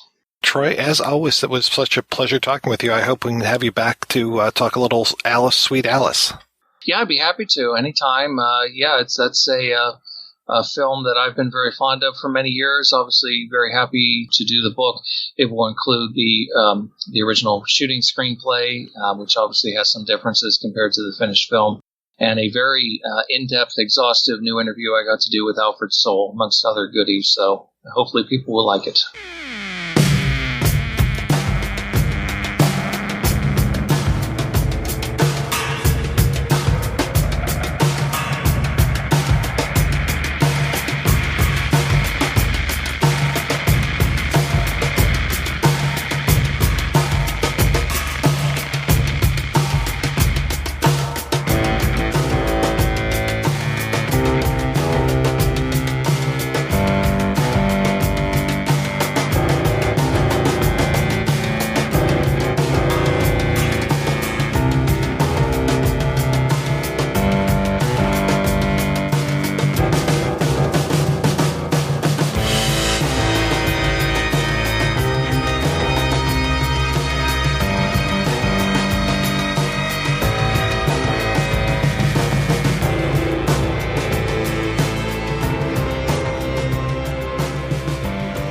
I am pretty sure that you and John Carpenter met when you guys were still in your teens. Is that right? Actually, we met before that in grade school, but we didn't become friends really until high school. John was 1 year older than me, so we weren't in the same grade, but we were in the same school. So we would sort of bump into each other either in school or musically. From an early age, we were both connected to music instruction. I was taking piano lessons and he was getting violin lessons. And so we would also bump into each other at these little recitals that a group of music teachers would hold also on campus, the campus of Western Kentucky University. We grew up, each of us, on that college campus.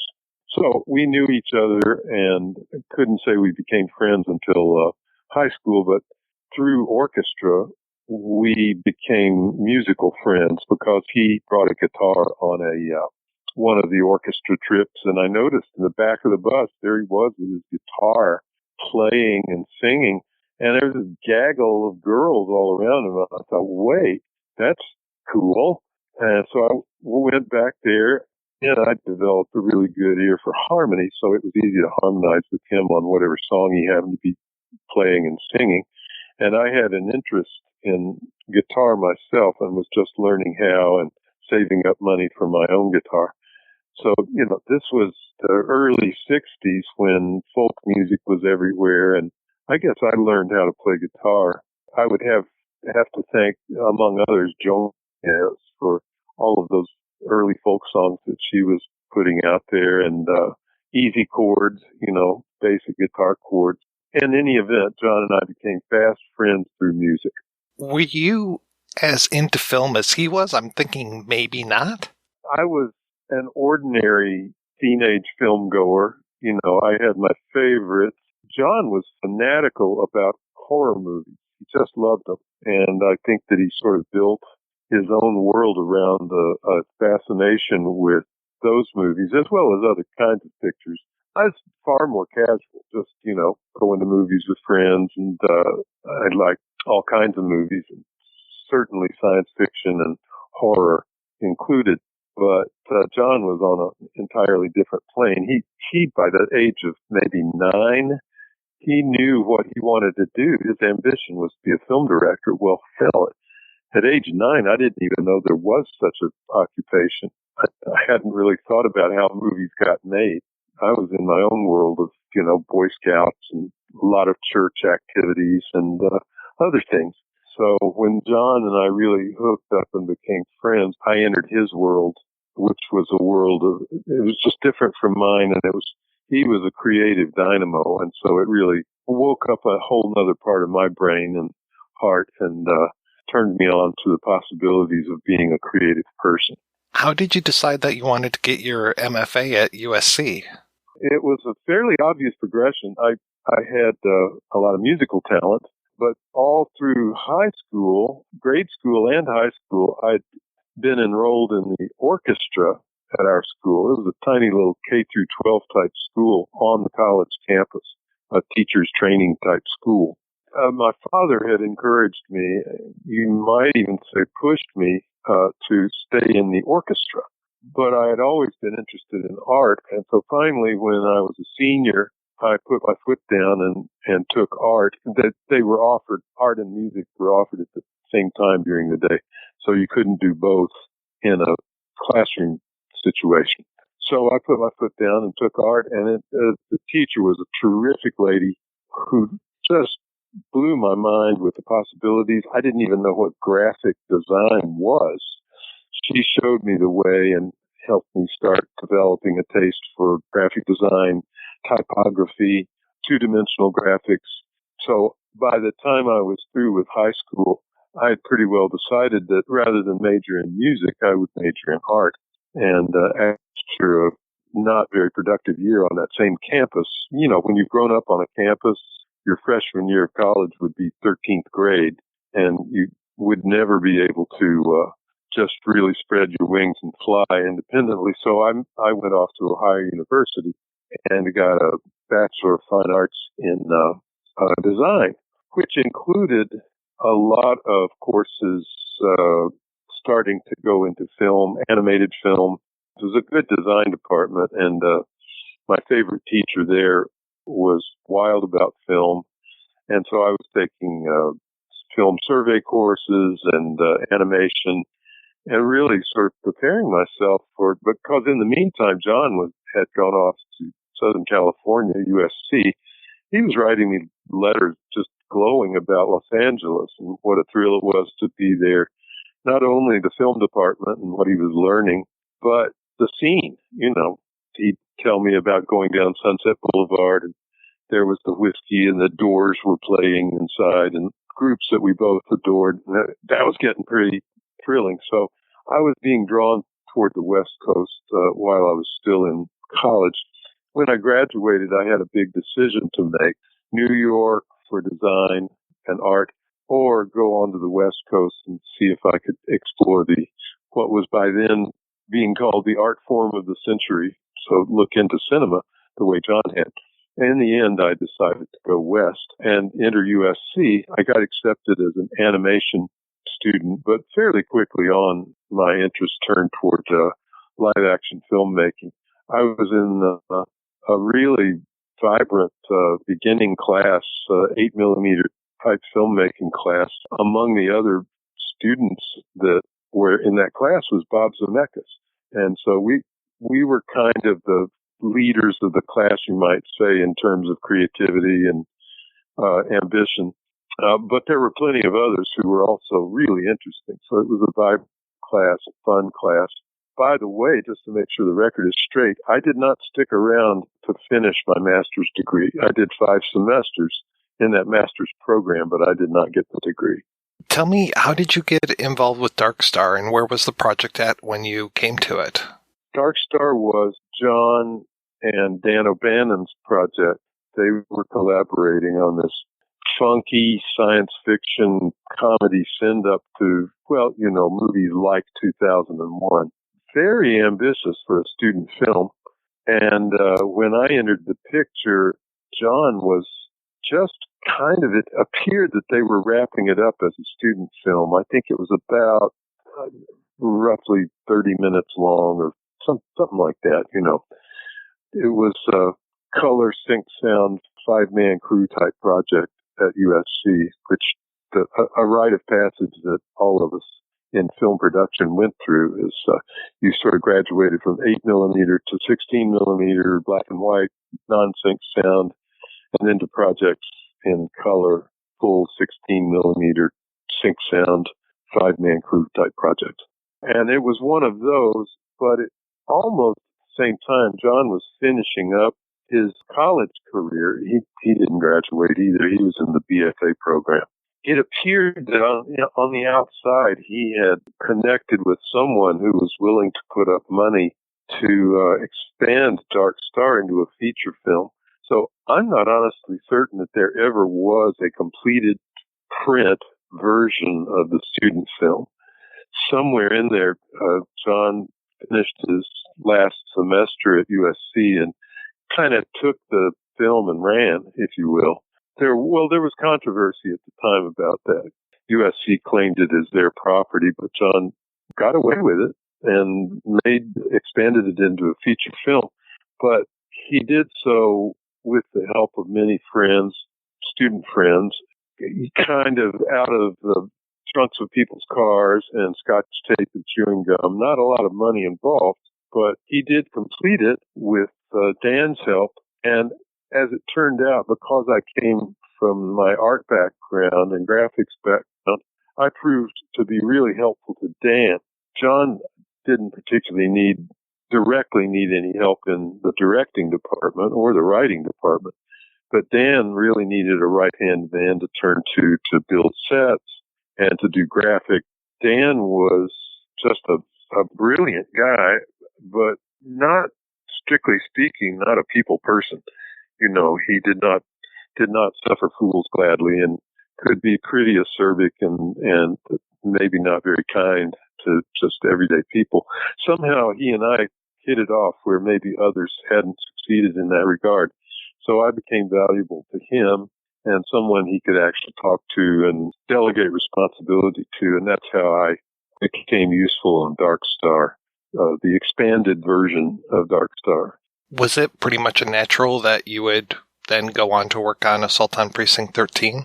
Yeah, it evolved very naturally. John, when he found the backers for Assault on Precinct 13, one of whom was a classmate of his, between them they put up, I believe it was, I'm thinking it was started out being $100,000. I cannot remember. John would know. He turned to his friends, first and foremost. Doug Knapp, who had been the director of photography on Dark Star, he turned to Doug. He turned to me, because by then he and Dan had fallen out, so Dan was not going to be a participant in Assault on Precinct 13. And others, I tapped my friend from USC, John Sergimaki, to be the production manager. And so it went, you know, former students. One of John's forward-thinking approaches to early days filmmaking, low budget style, was to give his friends the opportunity to take on responsibilities that might be a cut above their experience level. What that meant was if you were smart enough and hardworking enough to rise to the occasion, you got a tremendous break. And John got a great performance from someone who needed the experience and the exposure, but who, had no track record. And so taking those chances, I think John had a really good track record on that. I was among those people who stepped up to the job. I mean, when he asked me to be the art director on Assault, I just barely knew what those responsibilities were. And as a result, I did sort of more than actually a union would define a production designer or an art director. But it all worked out. And that's really the way you succeed on a low-budget picture, is everybody has to wear several hats in order to get the job done. Well, what all were you doing on that one? I'm so curious, and especially I know you're credited for sound effects and how you managed to get into that as well. Once again, it's very organic, very logical kind of progression of friends working together. My responsibilities on the shoot itself were centered around set building and making sure the central set of the movie was addressed, that being the interior of the police station, also the basement set at the climax of the movie, just basically a long corridor. Reminiscent, come to think of it, of the set I built in Dark Star for the elevator shaft. I had never thought of that until just now, but similar, just simple place to stage some action. After a couple of hiccups, I stumbled upon a set building company that helped me execute my plan, which was drawn, as I recall, by my friend Randy Moore, who by then had come out from Ohio University himself and had special talents and training in architectural drawing. So he drew up the plans based on my design. That was the number one responsibility, but it also encompassed preparing locations, doing props, because there wasn't everybody's wearing many hats, as I said. So preparing props just seemed like a natural part of the process of signage, graphics, even the costumes that everyone was wearing. My then girlfriend and eventually wife, Nancy then Loomis, or actually Nancy Keyes, who was then married to a guy named Loomis. She kept that name for a while. She was responsible for the costumes, but she allied. It was very natural for the two of us to ally with each other and help each other's departments. And so it was a peculiar approach to production design, because I just basically, if it was on screen and visual, I took responsibility for it. And the result is a fairly coherent visual effect. It looked consistent all the way through. And John gave me pretty free hand. He, of course, always had his opinion, but he wasn't, this was, in a way, his first official feature. Dark Star was kind of a fragmented job, but Assault on Precinct 13 had a real schedule. It was shot in 35 millimeter with a limited amount of money, but he had to be super organized and really know what he was doing on a daily basis. So he didn't have all that much time to pass judgment on what I was doing, as long as it looked decent. So he had a great deal of confidence in me, and I'm still grateful for that opportunity. When the movie went into the can, all of a sudden I was on the outside. John went into the cutting room because he couldn't afford an editor, so he was editing his own footage, which, if you know anything about filmmaking, is a really tough task to try to be objective in a different way. The old adage is that any film gets made 3 times, once when you write it, once when you shoot it, and once when you edit it. It's good to have different eyes on the subject. It just keeps it from becoming too self-indulgent, or that scene that you labored over at midnight that doesn't actually belong in the movie. You need somebody to say, hey, I'm sure it was a tough scene to get, but it just doesn't work. That's much harder if you're doing your own stuff, if you're editing your own stuff. Anyway, there was John in the cutting room, and coming out of USC, I was accustomed to following a movie from start to finish. So I went to see him. I said, hey, man, I'm lonely. Give me a job. Let me do something in the cutting room. And he said, well, do you know how to cut sound effects? And I, without much thought, said, well, of course. But I actually had some experience back at USC as a student, but that was it. I didn't really know what I was in for. It's a really complex job when it's done well because it involves, on the one hand, editing of dialogue and getting the dialogue to where you can really understand what the actors are saying. And sometimes that means replacing lines or going into the outtakes for a clearer reading on it's an intricate little process, not to mention all the actual sound effects, which you either have to borrow from other places or you have to originate, and then getting the music to work, remembering that John was to be the composer, so I knew that situation was pretty well in hand. But yeah, I jumped in. It was pretty thrilling and pretty intimidating because we had a connection through USC with an old buddy whose name you'll recognize, Ben Burt, who got involved with George Lucas, of course, and made a career out of that. But at the time, he had been in the projection booth at USC showing all the movies that came through there for the edification and entertainment of the students. And these included westerns and genre movies, film noir, and all the rest. And every one of them, he was recording off of the, generally film comes in 3 stripes for sound. And so he was taking the sound stripe and recording it, and therefore getting this wonderful library of gunshots and car, and all the rest.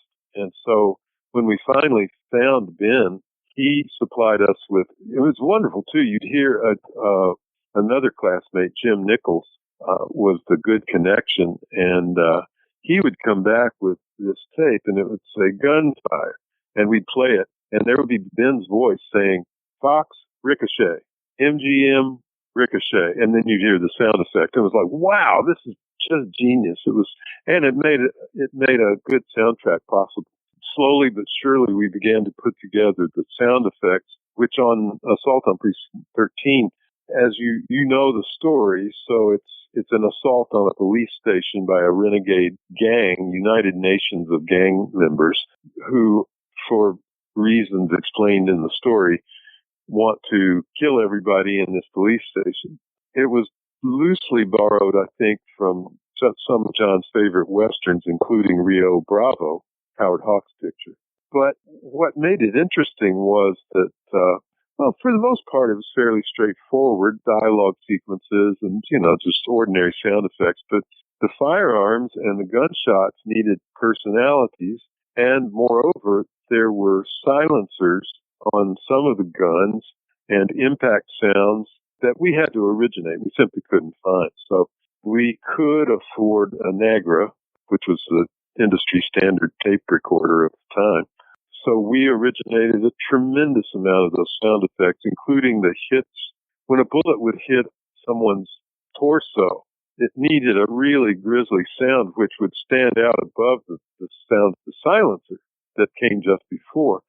I remember in the end, we used a pair of great big Taylor scissors, snipping shut. That had the great, somehow the sound we needed for that, which is the case throughout sound effects history, is unlikely sounds that you wouldn't expect to be generated by this particular sound when applied to a different situation, just make it right and bring it to life in a colorful way. The other part of the challenge was that your listeners will probably know what a Foley session is. That's where you go in and you're performing, in effect, all the sound effects to the picture, because generally those effects aren't usable from the production track, which is, of course, focused mostly on dialogue. A typical movie will come in and fully put sound effects in that are generated right there in the room. Well, we couldn't afford a Foley session, so what we had to do was take a good look at the scene, map it out according to timing. Okay, there are 14 footsteps in this scene, and the first one occurs at about 3 seconds into the scene, and then thereafter, about every half second, there's a footstep. We would go outside, just wild record that sequence, and then come inside and fit the footsteps editorially. It was wild, and had to do the same thing. We couldn't afford looping. That is, typically you call the actors back in because, oh dear, we need you to redo this line, either because you said fuck, and now it turns out we can't have that in there, so you better say hell, or something. Those kinds of considerations, not to mention the sound was bad on this take, so would you please redo your lines here? Couldn't afford any of that, so it had to be pulled out of the box, that is to say, it had to be pulled out from alternate takes, or even in one or two cases, I just imitated the actor's voice for a word and recorded it right there in the editing room. So all of those considerations, I remember working a day or two on you recall the little girl scene when the little girl gets shot and the ice cream man says, "It's late, sweetheart. I'm closed."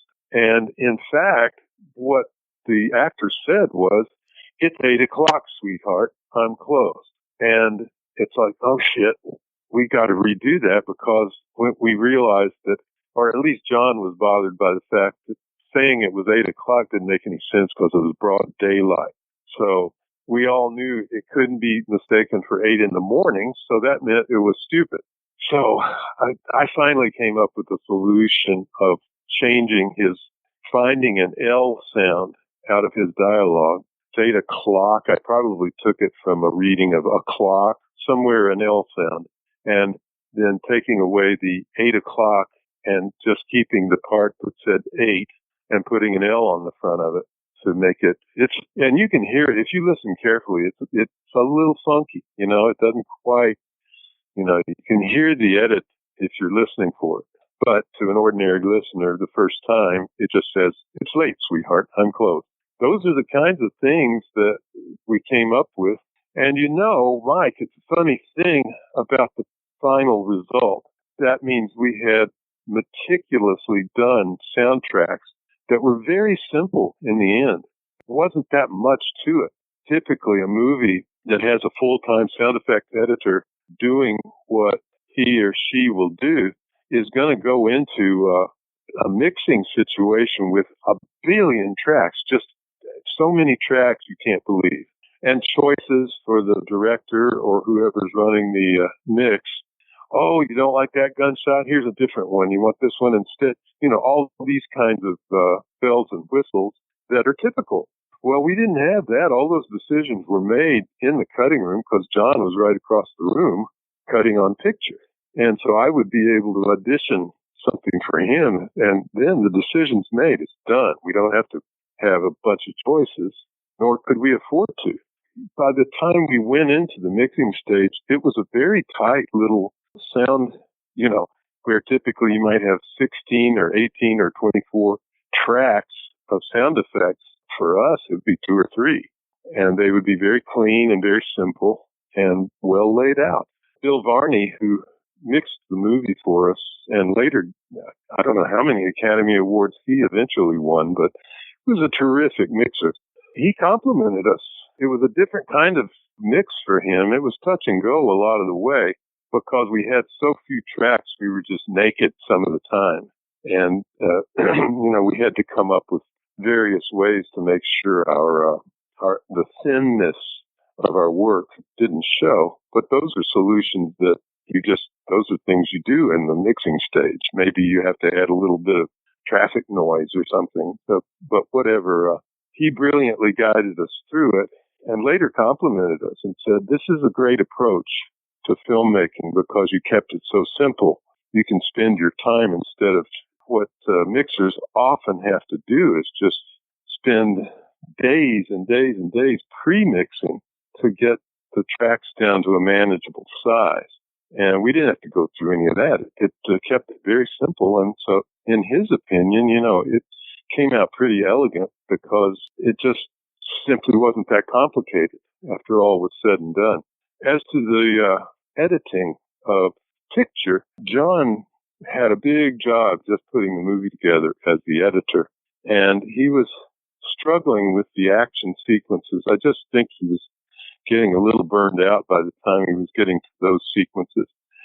And at some point he just said, you want to take a crack at this scene? And so the shoot 'em up scenes, there are 2 or 3 of them in the movie. He handed those off to me. And I guess I did a good job because he liked them and they went in the movie. And I think that fact gave him confidence when it came to Halloween and the fog that I could handle the editing. Where did the idea come from of using that heartbeat as Frank Doubleday is dying? I absolutely love that. I don't even remember that. I can't remember the scene where he died. What did it look like? It looked like it was shot night for night, and it's the father of the Kim Richards character outside, and I think they're both in singles, so you can just cut back and forth. I don't think they're ever in a 2-shot. And yeah, he's Frank's got the machine gun rifle, and the father shoots him a couple times, and then he falls back, collapses, and you hear that heartbeat slowing down. It's just great stuff. Wow, I'd completely forgotten about that scene. That would be the team of in the cutting room, John Carpenter, editor, me, sound effects, Jim Nichols helping me do sound effects, and Joe Wu Jr. finally came in as a support unit to file trims and do all the other things. So it was among us, yeah. The other part that I absolutely love, and you were talking about the importance of those silencer sounds and the bullet impacts, there's a moment when the station is getting shot up, and there's a piece of paper that's like flying around, and the paper is getting shot. It's so great. Yeah. I love that like dance of destruction that's going on. We had fun shooting up that set. Obviously, it had to be a set because of all the destruction all the havoc we were going to wreak on it. And we had we were working with a lot of explosives and firearms and squibs and all the rest. And one near disaster with the shotgun in the, what was his name? James Jeter, the captain or whatever he was. He exits the movie pretty early. Chill wind or whatever it was he said. I can't remember. It's a devil's wind or something. Anyway, that shotgun that he was playing with went off. It was pointed very close to Deborah Hill. And I don't know if most people know this, but when you're shooting blanks, you're still shooting a wad of stuff. It's not likely to kill anybody, but it can really hurt somebody if they catch it point blank. So that was a near miss, and just a reminder for us. It's like, oh shit, this is real stuff. We have to watch out. That was a blast to create that set. It was really a stunning set. I learned so much about set building and set painting from the guys who finally took the job on my behalf, a place called Get Set. And aging it down and just learning all the steps that were filling in knowledge that I just didn't have. So it was great to have their help on just exactly how to do it and how to do it right. But then, of course, you load it up and blow the place up, fill it full of squibs and blow up all those phone books and all the rest. It's great fun. It's kind of hard to imagine that police station is a set because it looks so good and it looks so aged. It looks like a lot of stuff has gone down in that place. Yeah. Thank you. I was just knocked out, and I know John was knocked out too. He used it well, shot it extensively. We needed so much. I mean, just to keep it from being set bound, we needed it to perform for us, to have plenty of variety and in a way become a character in the movie. I remember fighting over like the arches, that it has a sense of character because it had to pretend to be the interior of the old Venice police station, which is nothing but character, that old building, which is still there, by the way, on Venice Boulevard, I think, down in Venice, California. But it needed to match that, and there was a lot of fighting in between Get Set and myself because we got lucky because they were between jobs, so they basically took our job to keep their doors open. They weren't making any money to speak of on the deal. I think we had something like $7,500 to give them to do a job that should have cost, $15,000 or $20,000 or more. They took the job just to keep their people on. but they were trying to cut corners wherever they could. And I remember the arches were a big deal for them. It was like it's going to cost Carpenter quite a bit more time to put the arches in. And I just stood firm. I said, this place has to look real. It has to look like an old building where back perhaps in days of the WPA or the 30s or whenever it might have been built, they really put a lot of care into it. We have to reflect that. And it paid off. But I think Dickie Gerard was the paint foreman, and he had such a good touch, not just with color, but with aging. His aging on that was so thoroughly convincing. It really was fine.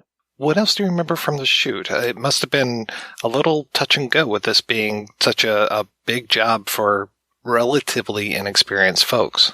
One thing that comes to mind was that we shot several scenes down in Watts.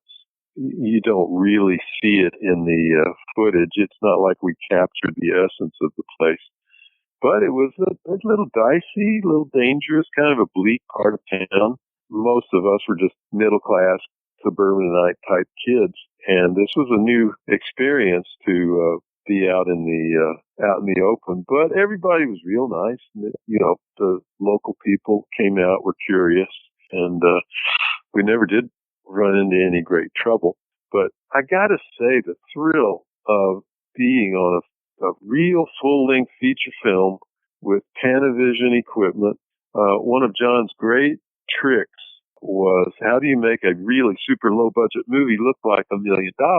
And he used up an enormous amount of the budget to get Panavision equipment, MGM labs for the development of the film, and Samuel Goldwyn Studios for post-production, for mixing, and all the sound that we needed. That is to say, that the sound facilities were just one flight of steps down from where our cutting room was, so we could go down there and get whatever we needed for relatively low cost.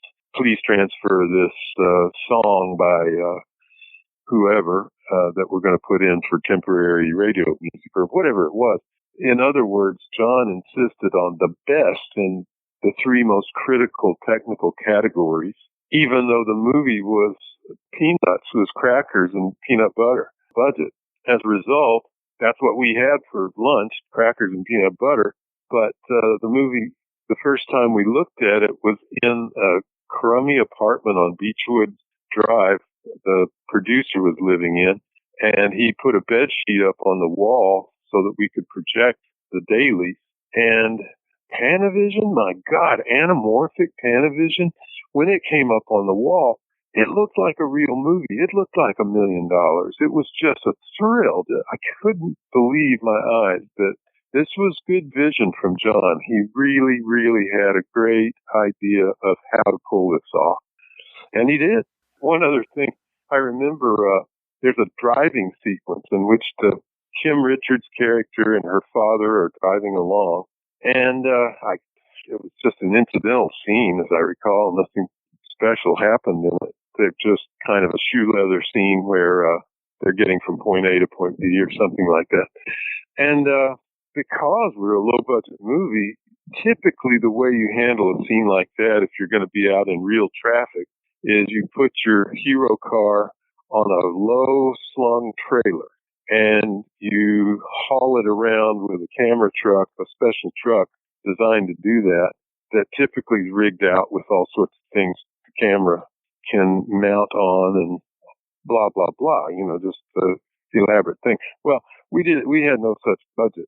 So we had the hero car, and we had a camera that was clamped onto the hood with basically just a great big rubber stopper. And the actor is driving. He's actually having to drive while he acts. That sounds like nothing, but in fact, that's hard. It's hard to do. If you're trying to act, you don't need to be driving around in traffic. So the inevitable happened. They're driving along. I still remember the take. Driving along, and he hits another car. Fortunately, he didn't hurt anybody, and it wasn't enough of an impact that, it stopped the car or anything like that. But it was just another one of those danger signs that, oh, shit, we almost had a disaster. Yet another one of those. the hazards of low-budget movie making. We got lucky all along the way. What did working on that do for you?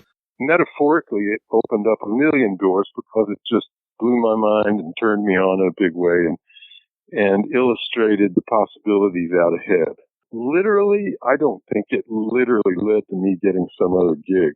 It was kind of like, okay, out there in the world, although I just finished editing a feature film and doing sound effects on a feature film, who's going to hire me to do either of those jobs? Because once they look into it, they realize that, hey, this was just little rascals making a movie. You guys don't know. You guys don't know what you're doing. So I think I was getting gigs more like being the art director on commercials for Alpha Beta grocery store, so stuff like that, just piecework. But I was starting to write and think about, by then I had done my own student film, thesis film, and I had that to show around and wasn't really getting any big leg up. But mostly it gave me confidence. It said, okay, I see how you do this. I see this is possible. There's no small amount of, well, hell, if John can do it, I can do it too. There was that. But John was exceptionally driven, far more than me, and so he was like a house on fire moving forward from there. And even he was feeling discouraged when Assault went out. And in the U.S., it didn't do much. It wasn't until it went to England that it got a lot of attention. And I'm not sure quite the sequence of events that then led to Halloween. May have been coincidental. I'm not sure. But I know that it took time, even for John, to get a gig out of Assault. And so for the rest of us coming off of that, there was a tremendous morale boost, but not literally a lot of like, oh, God, can we get you for our picture? It wasn't quite like that. Which came first for you? Was it Halloween 3 or Amityville 2? Amityville, The Possession, came first. I had dropped out of Halloween 2 reluctantly, but I just wasn't the right choice for that script. I couldn't, in good conscience, go out there and shoot that script. John and Deborah had graciously invited me to be the director, and I was thrilled. But when they turned the script in, I just hated it. It felt like the anti-Halloween.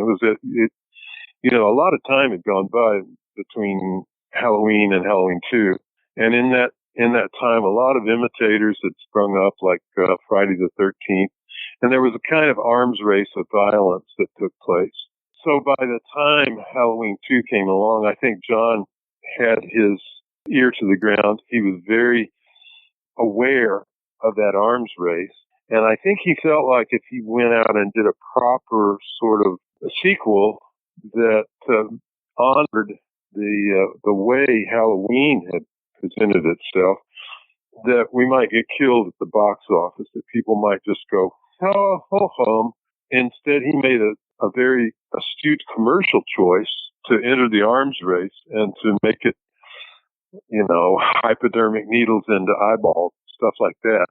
For me, I thought all of us thought we had nailed it to the wall on Halloween, that it was in some ways the perfect horror movie.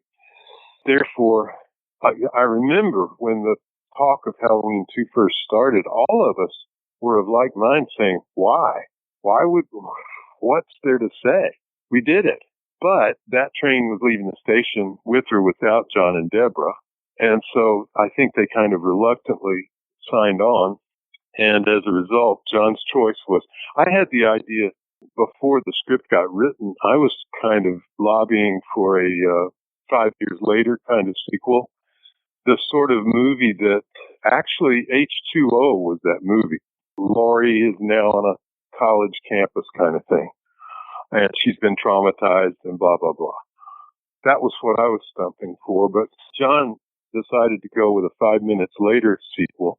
And that meant primarily just one-upping the violent gags where the shape is just rampaging around in a hospital killing people. I couldn't stand the script. And I knew that if I just shut up and directed the movie, it would probably be a good career move. It would make a lot of money. And if I could just keep my mouth shut, I could ride the train.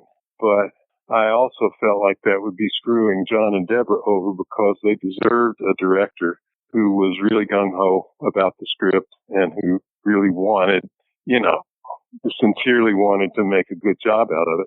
And my heart just wasn't in it. I very reluctantly said no, went off and started getting gigs as a writer, including for Dino De Laurentiis. I got hired to do Amityville. And I think I got hired because I was the one who was pushing the idea of a prequel, because there was actually an actual murder that happened in that Amityville house before the events that made up the Amityville horror.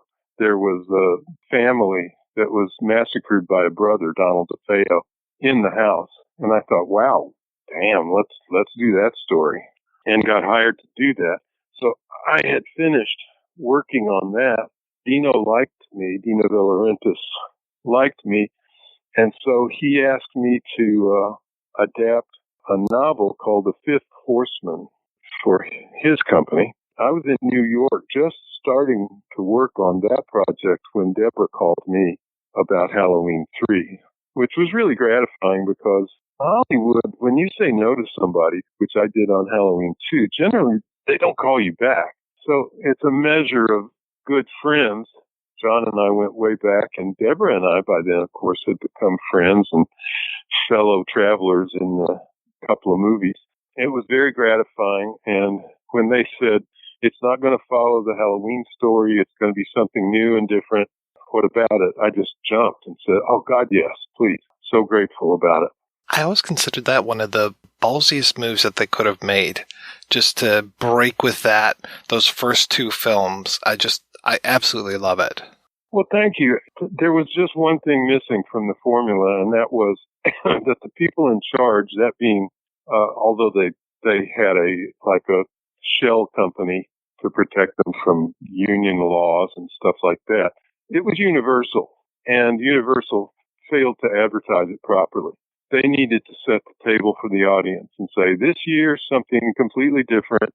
It might turn into a franchise of its own. We're going to tell the story, another story. Each year, we're going to come out with a new idea about the season. It needed to be a pretty elaborate ad campaign to get everybody ready.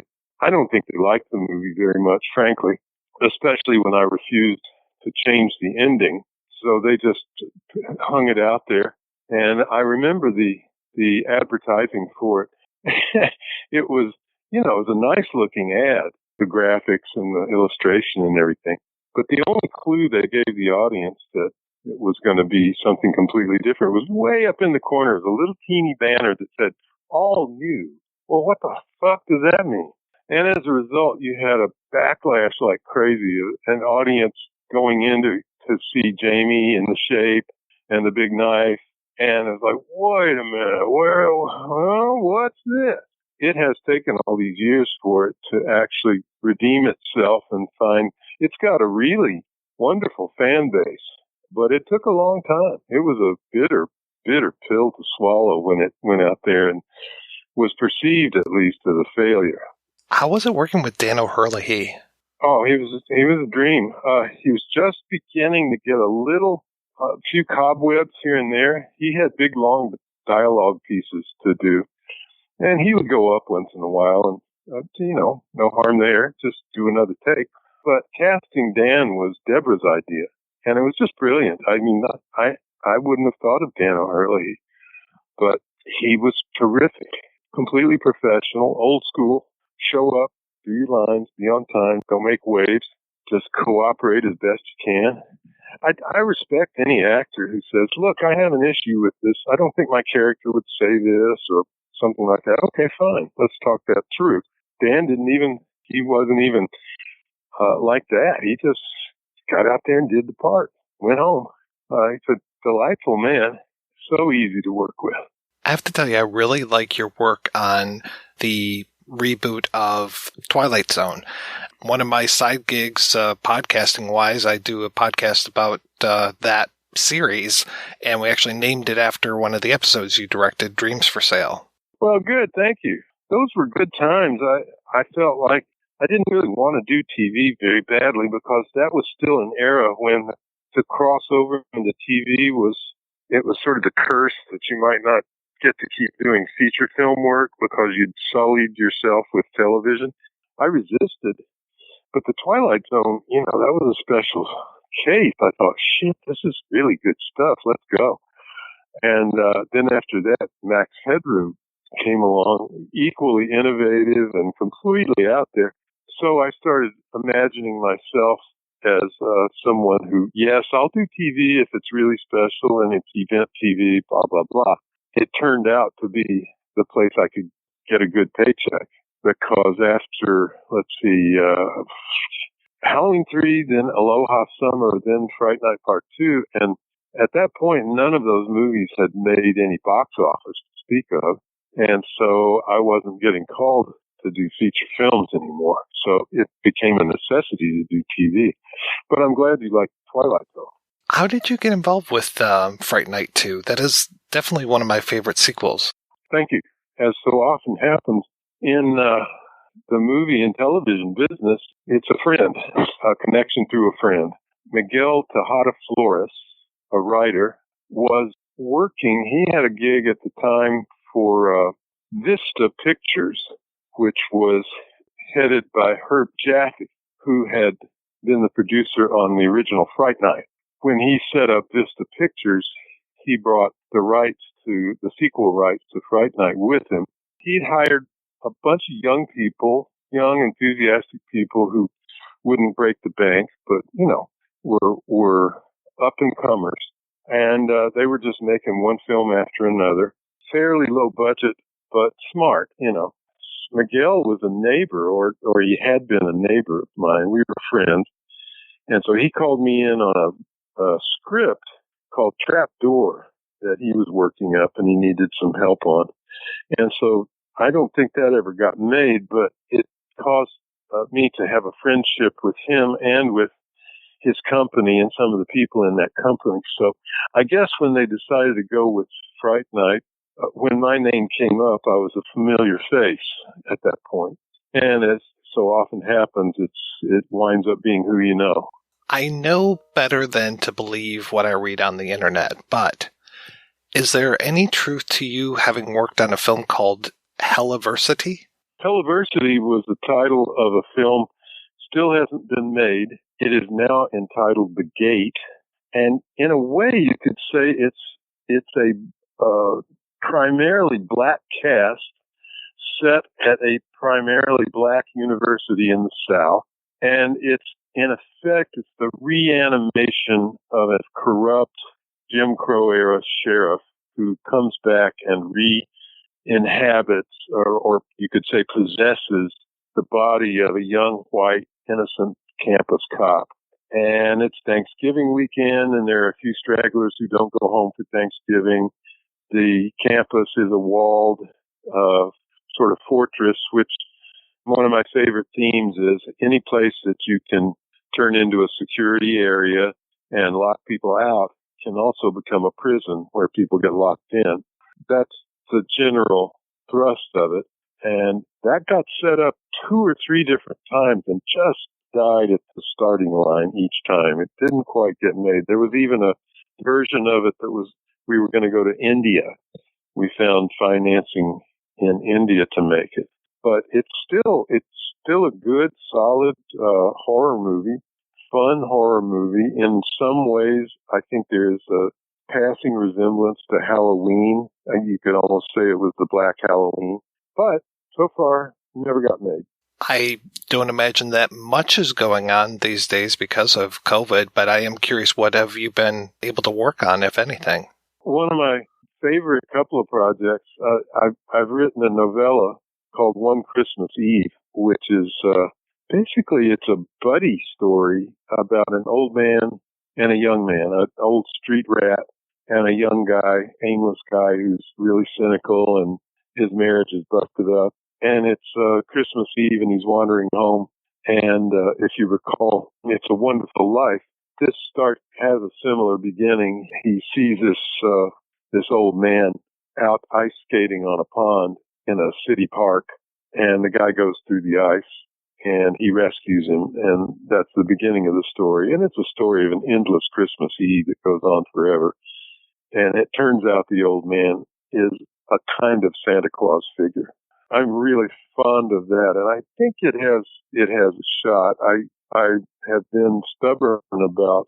I know that several people wanted me to go ahead and sell it to them for a movie, but I've been stubborn about wanting it to be released, to be published first as a novella, because I wrote this one in prose, and I really like it. Two more that I've been focused on. All of these, I think, feeling very confident that they might get made. There's a TV show called Midnight Motel, which becomes ever more relevant as ever more fires and mudslides and floods and, atomic disasters and all the rest. It's LA after the apocalypse, basically, only you still can recognize the city and it's still trying to function as a city. So this is the goings on in a little motel on the, perched up in the Cahuenga Pass, where there's still a semblance of a group of people who are trying to hang on to normal life. But of course, life's anything but normal. That's a TV series, a very bent and out of whack, funky and strange TV show. And last but not least, one called Scary Land, which is about a group of high school seniors who decide to put on a haunted house for a fundraiser. But the house they picked is unusual, to say the least. It sounds like you've definitely gotten the horror bug over the years. I couldn't help it. I caught it from John, I guess. The fact of the matter is that my interests were far beyond that. I remember back when, I don't know if you're familiar with El Diablo, but after, I think we were working on The Fog at the time, but John got the call to do a Western, and it fell to me to do the bulk of the writing. And so I just glommed onto that and adored it. So I'm definitely up for other types of movies, but horror was what kept the phone ringing, you might say. And it turned out I had a knack for it. So I was the last one to know, but there you are. Mr. Wallace, thank you so much. You've been so generous with your time. This has been fantastic talking with you. Well, you're welcome, Mike. It's been a pleasure. You asked good questions.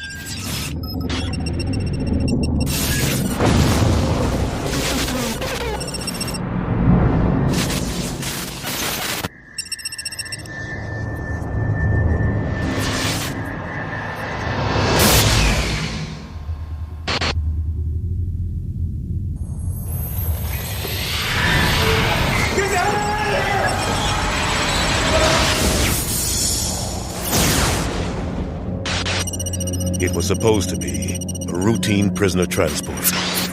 Williams was arrested on the suspicion of murdering 6 rail workers. The bodies were hung and decapitated.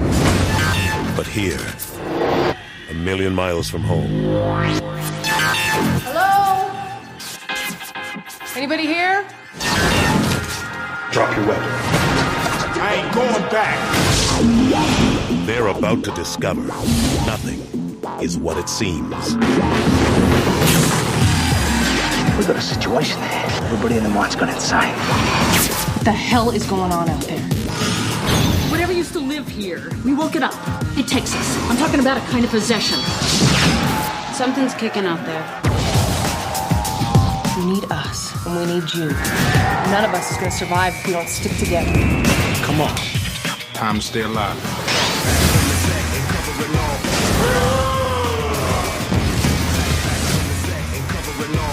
Second time I saved your life. Yeah, run a tab! From the master of terror. Go! Get out! John Carpenter's Ghosts of Mars. Damn, girl. I like you already.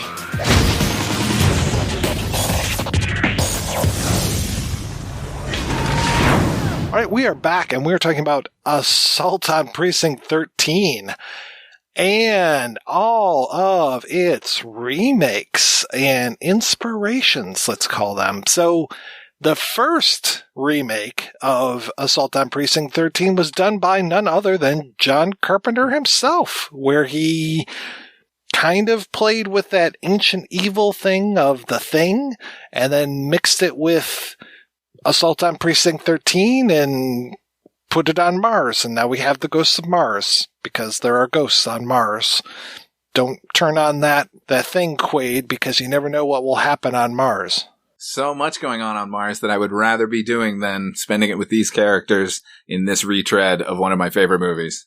I would rather be smoking or inhaling or snorting that Mars dust or the drugs she's taking, whatever. I want something to forget it. That's what I want. It's not a movie I like at all. One of the few times I went to a movie in the movie theater, having seen all of the guy's previous work and, consistently when it was released, and thought, you might want to hang it up now, man. When was Village of the Damned? That was 95. And yes, I certainly had those inklings, and with In the Mouth of Madness, and basically the 90s. But it was John Carpenter, so I was like, oh, maybe the next one. The next one will be good. And then by the time we got to Ghost of Mars, I went, stop. Just stop. There were some interesting ideas. This idea that Mars, for whatever reason, is matriarchal. So you got all these strong women characters. But I have to say, they're all pretty much blown away by Jason Statham and Ice Cube. They're way more memorable to me than Natasha Henstridge and Clea Duvall. Both of those are basically actresses in the Where Are They Now file, which is unfortunate because I liked a lot of Clea Duvall stuff. I really liked her in Carnival. I liked her in But I'm a Cheerleader. But it's like, hey, what are you up to lately? I haven't seen you in forever. She's directing now. She just directed Happiest Season. And good for her. Hulu. That's fantastic. Yeah, she was on a couple of seasons of that show Veep as well. Is Natasha Henstridge in like Species 7 or something? I mean, I'd watch it if she was. A direct-to-video sequel to Sicario called like Night of Sicario. I just saw it on IMDb, so I think that's her latest offering. I don't even think that's connected. I think they just stole the title. I think honestly. You're right. I think you're right. Probably. That the main bad guy, if you put a gun to my head, I could not tell you his name. The guy that just goes, "Arr, arr, arr, arr, arr." Mars guy. I think his credit might be Big Daddy Mars. I'm not sure. Big Daddy Mars. Marilyn Marson. Yeah, there you go. I'm trademarking that. Welcome to Hot Topic on Mars. I did like Ice Cube. I thought Desolation is a little strong of a name, but you do what you got to do. But I did like having Ice Cube in this. This was a good Ice Cube role. I think this was one of the first action roles of Statham, and this is back when he still had hair. I can't remember if this was before the Guy Ritchie movies or after, but before, okay. I think. And, seeing like Wanda DeJesus and Peter Jason was nice. It was very strange seeing, and we'll talk about this more next week when we talk about Escape from LA. What is up with Robert Carradine just showing up for like 5 minutes in these movies? That is so strange to me. Yeah, it is a bit jarring every time he shows up, particularly in Escape from LA. But, I think Carpenter had done the pilot for a show he had created called Body Bags on Showtime. And the one good segment in that features Robert Carradine. So evidently they just must have gotten on well. But it's weird that he wouldn't just cast him in larger roles because I think it would help the movies. Yeah, because when I see him in Ghosts of Mars, I'm just like, wait a second, is that Robert Carradine? Is he going to come back later? Because he's just driving the train. Why isn't he like one of these main commando guys or part of Desolation Williams's gang or something? You just answered your own question, I think, by saying that out loud. Why isn't he one of the badasses? It's Robert Carradine. Well, but he's Robert Carradine. He deserves more. Badasses come in all shapes and sizes. You know what I did find very funny about this movie is I was watching it, and I was paying very close attention because it is one of the first times I remember seeing Jason Statham. He actually wasn't that good at doing the action in this, and now that's what he's known for, but he was kind of clumsy. I think in his performance and action in this movie. Yeah, I agree. It's my understanding that he was supposed to be cast as Desolation Williams, right? Like, that's the story. He had basically gotten the role, and then the studio said, well, Ice Cube is a draw right now. Put him in it, and we'll, give you this much more money or whatever. So he got shifted to the sort of sidekick. Yeah, it would have been a better movie. Would it? It then starts to play into what we'll talk about when we talk about the remake. It starts to shift into this racial politics stuff of Ice Cube being an African American and being in prison, being a bad guy. And it's like, that's what I liked about the original Assault on Precinct 13 is that the white guy was in jail and it was the black guy who was the cop. And it's like, okay, yeah, you got Pam Grier as the commander, but I want to say she dies pretty early on in this movie. She does. The whole matriarchy thing, like, I like that as sort of a concept, but it felt kind of flippant in what you had already described, Mike, which is, yeah, they're in charge, but they're really ineffectual in this movie. So it seems to be almost thumbing its nose at the notion of a matriarchy, whereas it could have just been an interesting backstory plot point to the thing. Well, the entire screenplay is so clunky, I think, in that movie.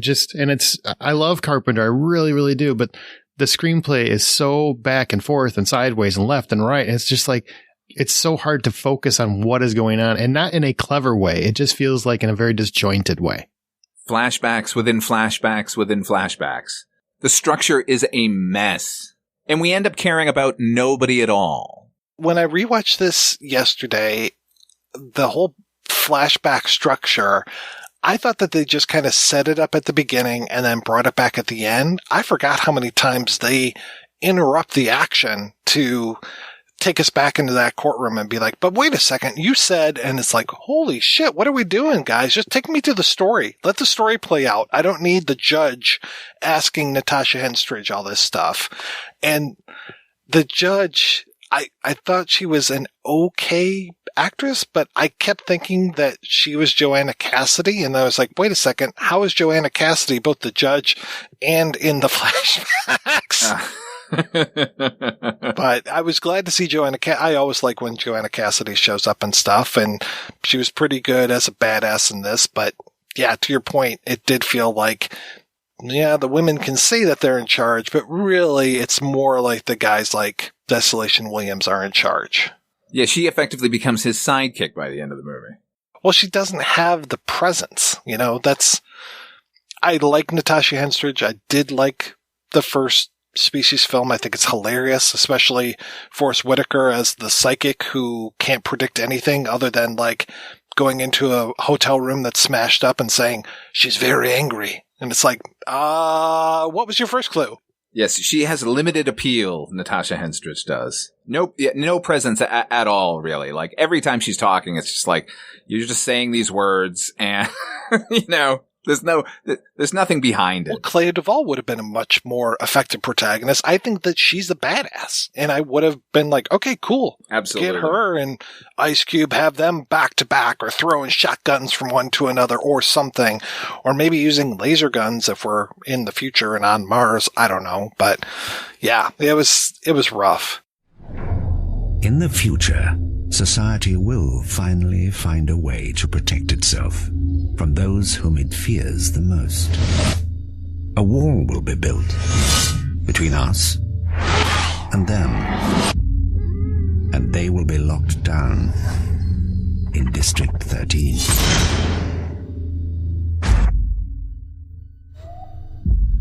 But the district just went nuclear. So if you want something out of District 13, someone has to go in. From the mind of Luc Besson and the producers of The Transporter,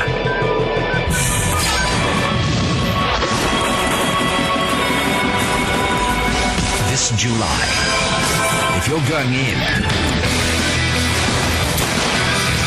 make sure you can get out.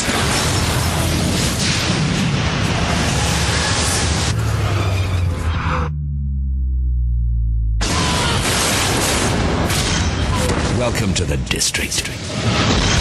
Welcome to hell. I put this in the mix, even though I think it starts off as a remake of Assault on Precinct 13, but then quickly becomes, I think, a precursor to Escape from LA. I can't remember when Escape from LA comes. It comes out after. It comes out after, but B13, also known as, pardon my French, Banlieue 13, also known as District B13, possibly. It was remade as Brick Mansions. Do not watch Brick Mansions. It is garbage. But I've watched B13 several times. I've even seen the sequel a couple times, but I have to say the sequel, you can skip the sequel, but I really like B13 a lot, which is strange because it takes the parkour / free running phenomenon and says, let's make an action movie about this. But I thought that they did it so well, and I really liked the two main leads that are in the film, and I liked the villains a lot, and I like this whole idea of that we're going to send there's a district within Paris it's basically like Manhattan and Escape from New York. It's just all the bad elements are in this district. So we're going to send a weapon into this district. Oops, it was stolen, quote unquote, but really we want it there so that it'll wipe out all of the people in this area, and then the city can reclaim it and, basically make condos and shit like that and sell it to the rich people. I like that idea, and I like the way that they execute it. I don't know what you guys felt about this movie, though. This is the first time I had seen it, and, it made me realize one thing about every time they show parkour in a movie, which is, it seems obviously the path of least resistance, and they, speeds up their chase, and they're, running and getting away, but they never actually get away. Every time, he does some amazing somersaults, like downstairs, like, jumping over railings and stuff. And by the time he gets there, there's the bad guy. I'm like, just run down the stairs. Cause apparently that ain't working, man. It's beautiful. No doubt. That, I agree with you. I like the two leads, particularly the cop. Like, that's real screen presence, that guy. I like K2, the sort of, the kind of comic relief villain. And, the main villain as well. Like, I think it was really well cast. It just didn't, I don't know. It just felt like a retread of all of my favorite movies, with the secret ingredient being parkour here. My favorite moment in the movie is when the casino fight, before the casino fight happens, when they're in the sort of counting room, and the cops have dropped that thing down so they can haul the guy out. They send down the cord, but before he can get to it, they burst into the room. He lays waste to them and then doesn't just go up on the metal rope that they sent down to get him. He goes through and has to decimate everyone, which I know it's a great sequence, but I was just like, why didn't you just climb up the rope? There'd be no gunplay. I had never seen this before. I had never seen this movie before. And, I know Luc Besson loves to pay homage to John Carpenter's work. Wink, wink. Wink, wink. Yeah, sometimes you get sued for that, I hear. But this was one that I'd never even heard of. And I did not know Pierre Morel directed it, who did Taken. And as soon as the movie starts, I'm like, I get it. I already can see the style. I can already see the sense of style, the sensibilities, and I had fun from start to finish. And is the plot smart? No, but I do like that it's actually having a conversation about governments, rich people versus poor people. I love that in a film if they can do it well. And I love parkour. I think no film ever does parkour well. I mean, I guess Prince of Persia, if you want to call that a film, but outside of that, think it's a film. I don't think so either. This is really fun. Like, the whole time I'm watching, I'm like, God, I wish I could do that. I know I would break every bone in my body, but I wish I could do that. It's fun. I think that movie's fun. I do like that every time they really get into the parkour, it's like cue the one music track that they have. Yep. You cannot do parkour without that music. I agree with you, Father Malone, as far as like, this guy just ran like halfway across this district, and there are the bad guys like waiting for him when he gets downstairs. It's like, how does that happen? But to your point, Aaron, I love how beautiful it looks, just the balletic qualities of it when he's going down the stairs and just like flipping from one rail to the other. And the one guy like tries to face off against him and he falls down the stairs. I thought that was a great fall. It was very, very painful. I really did like that casino fight that we were talking about. Just there's a lot of good action sequences to this.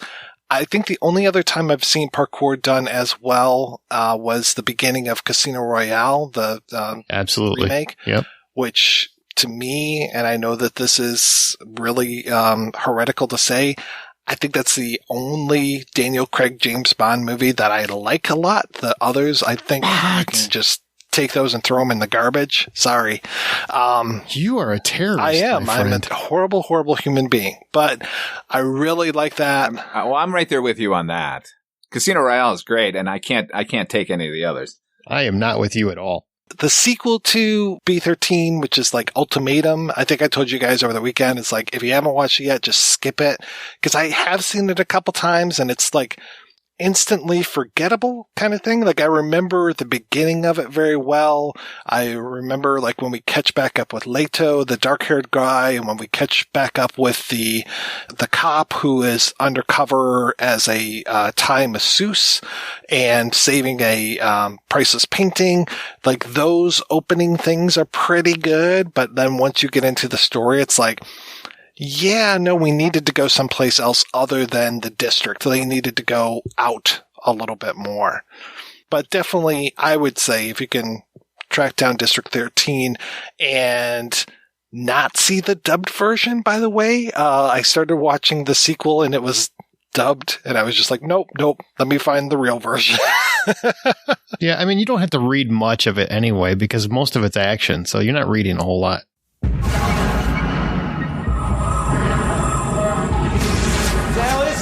Fun and games? Does anybody work around here anymore? It was the night Precinct 13 was supposed to close its doors forever. No offense, officer, but we'll close it down. We're short-staffed. Central said we park here overnight until the road's clear. Until Detroit's most lethal prisoners changed everything. I'm responsible for everybody in here. That's my job.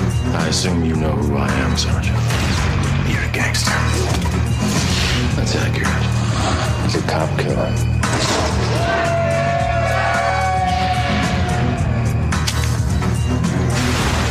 Who the hell are you?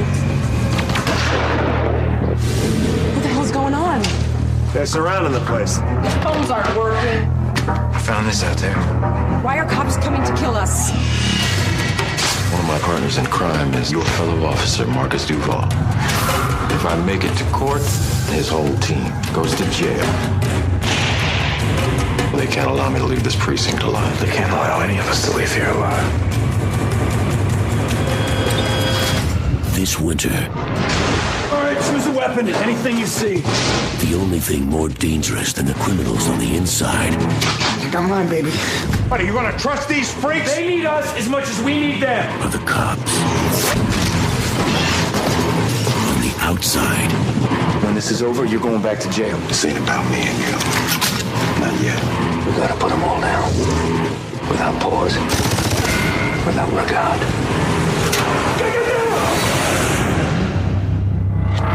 From the producer of Training Day, Ethan Hawke, Lawrence Fishburne, John Leguizamo, Ja Rule, Drea Di Matteo. We all gotta start trusting each other right now if we're gonna make it through this night.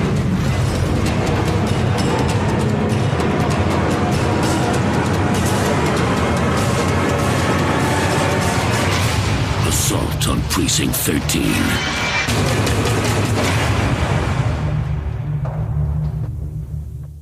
I had never seen the proper Assault on Precinct 13 remake until this weekend, even though, and I didn't know until I started watching it, even though it is set in Detroit. And I usually try to watch movies that are set in Detroit just to see how wrong they get things.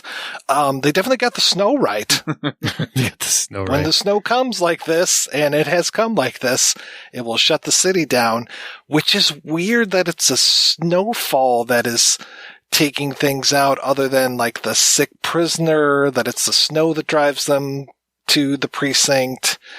Thank goodness they timed this capture of Bishop to a huge snowstorm. I was thankful. The snow is my favorite part of the movie.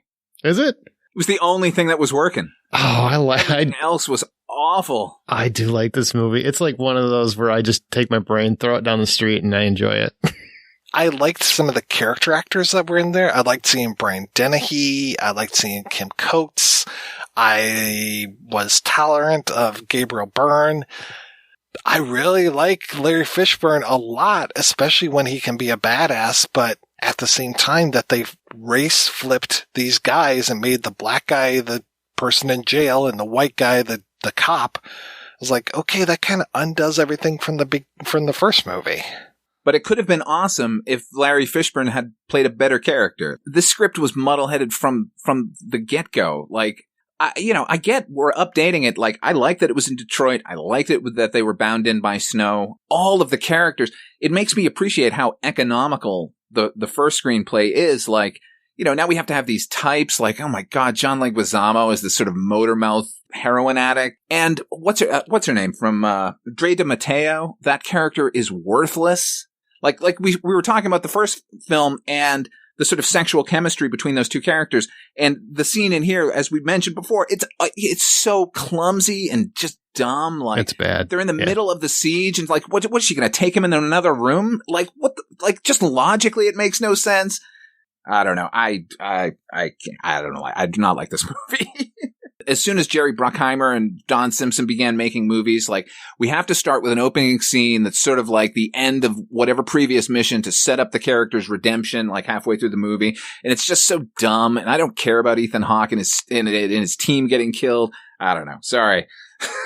You guys have differing opinions maybe, but I enjoy the movie for what it is, except I have real issues with Ethan Hawke's character and everything he does with the therapist, I think is, well, especially now, I mean, it's painfully outdated. And I think it was outdated in 2005 when this came out.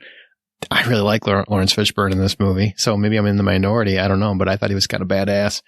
I did agree, Drea DiMatteo, what they did with her character. I don't blame her at all. I just think it was written poorly for her. But I do think she had a little bit more fun at the end in terms of her character, but I overall enjoyed it. Like, it's one of those movies where I took a lot of the stuff and just said, you know what? I'm just going to watch the movie.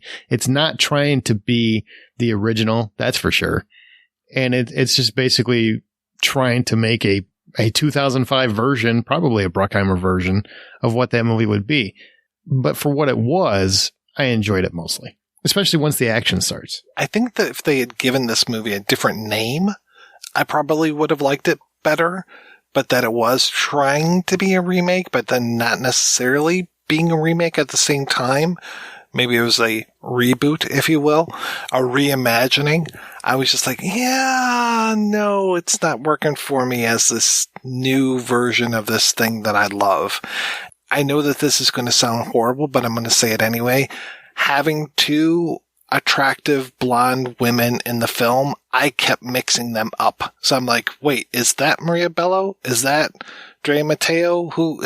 Because also it's very dark in the police station after a while, and I'm just like, okay, I just see kind of like blonde hair and a female shape. Who am I looking at right now? So it was tough. One's in fishnet stockings. Yeah, one's definitely in fishnet stockings.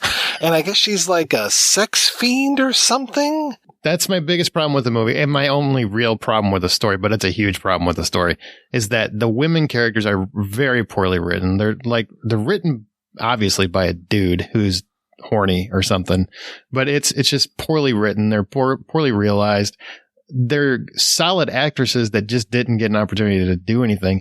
And then you get that really ridiculous aspect where Ethan Hawke is like, you want to fuck me, don't you? To his therapist. Like, what? What are you talking about? Why? This guy does not even seem like that guy. From the moment she leaves the precinct the first time, he doesn't seem like that guy ever again, which makes no sense.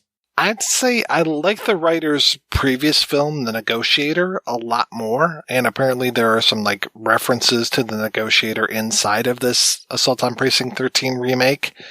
But I haven't seen The Negotiator since 1998, so... I love that movie, but I can't think of what the connections would be. Yeah, I guess some like character names or place names or something. It's probably very tenuous. But then he would go on to be like the guy for The Purge, yeah. Yeah, he's Mr. Purge. Mr. Purge, thank you very much.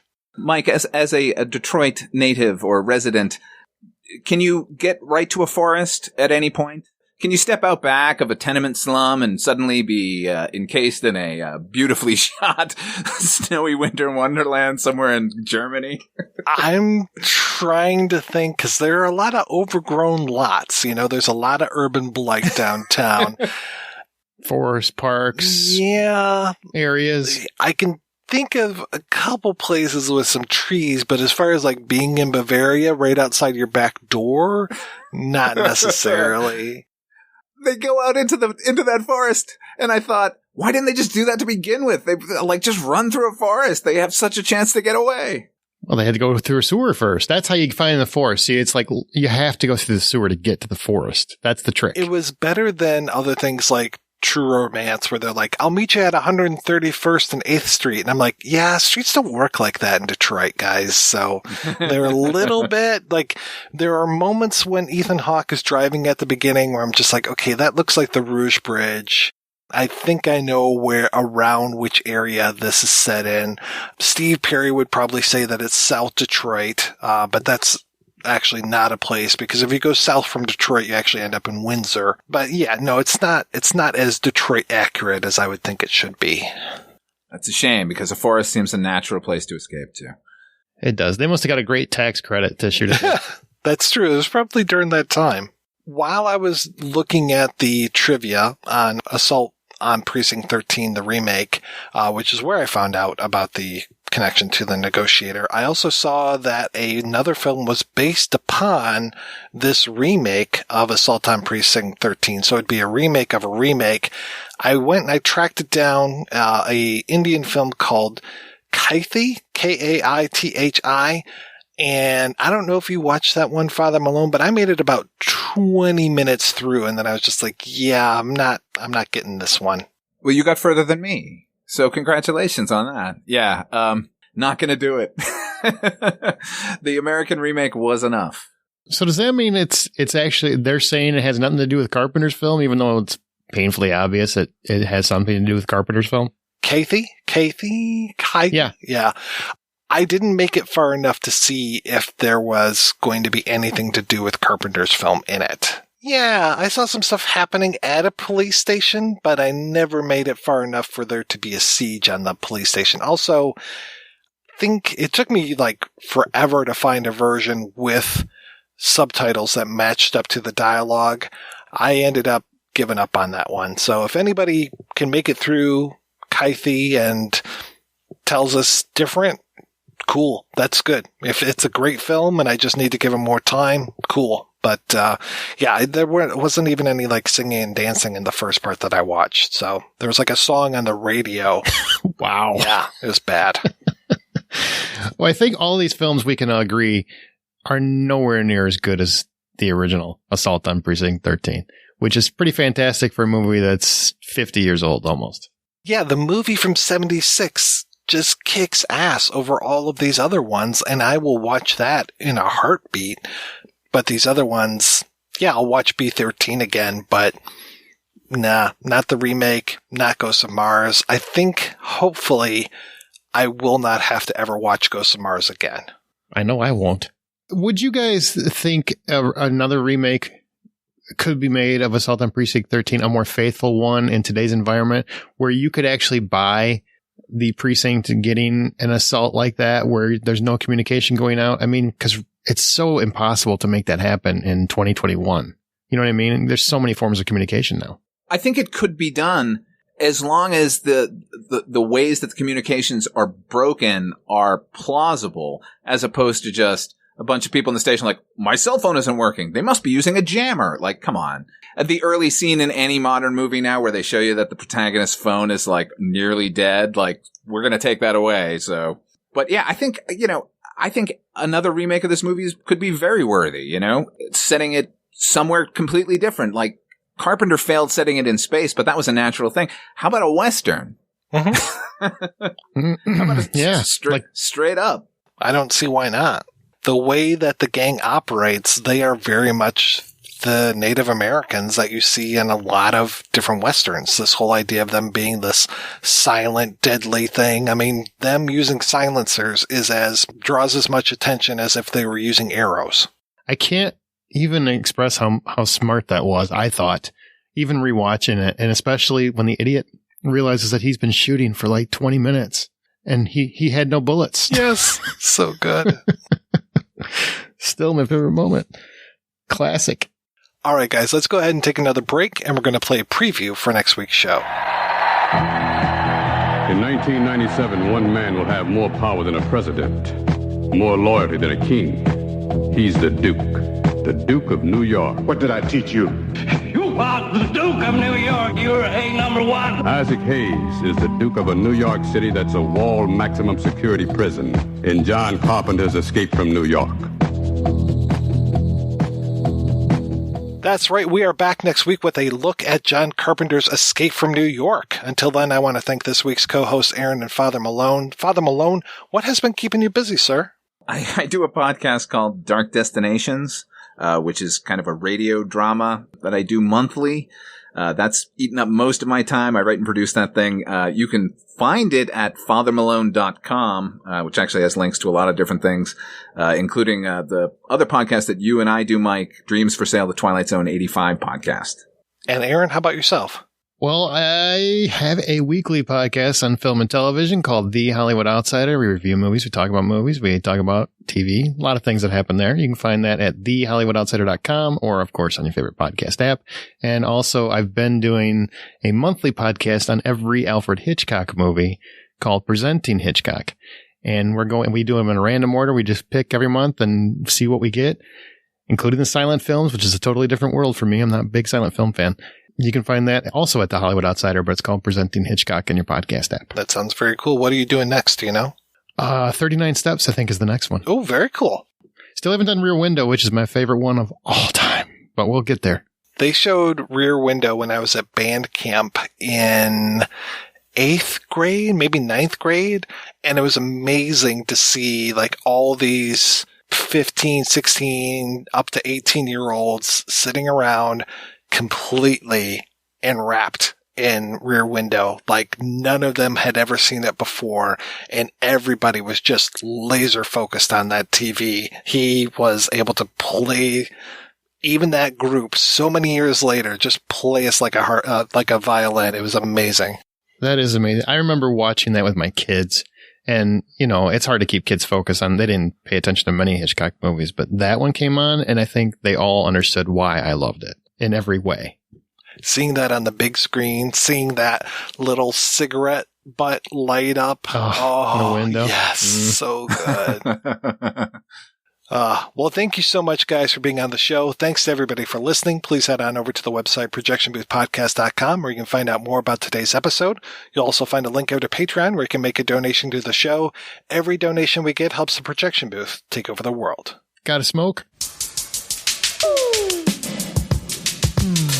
The world don't owe me no favors, but it gives me pain and misery.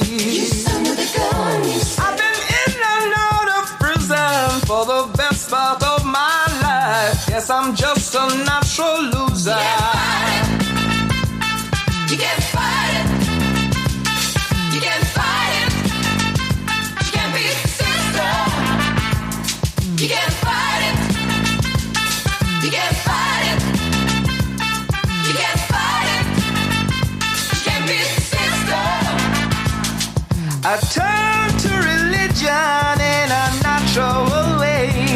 Threw my hand in with the gang too. Don't you know that the world's gone crazy? But we just beat up on people in the heat of the night and thought we were a bunch of heroes.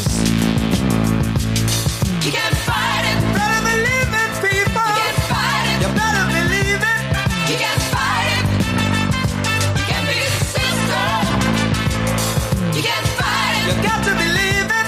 You can't fight it. You better believe it, baby. You can't fight it. You can't beat the system.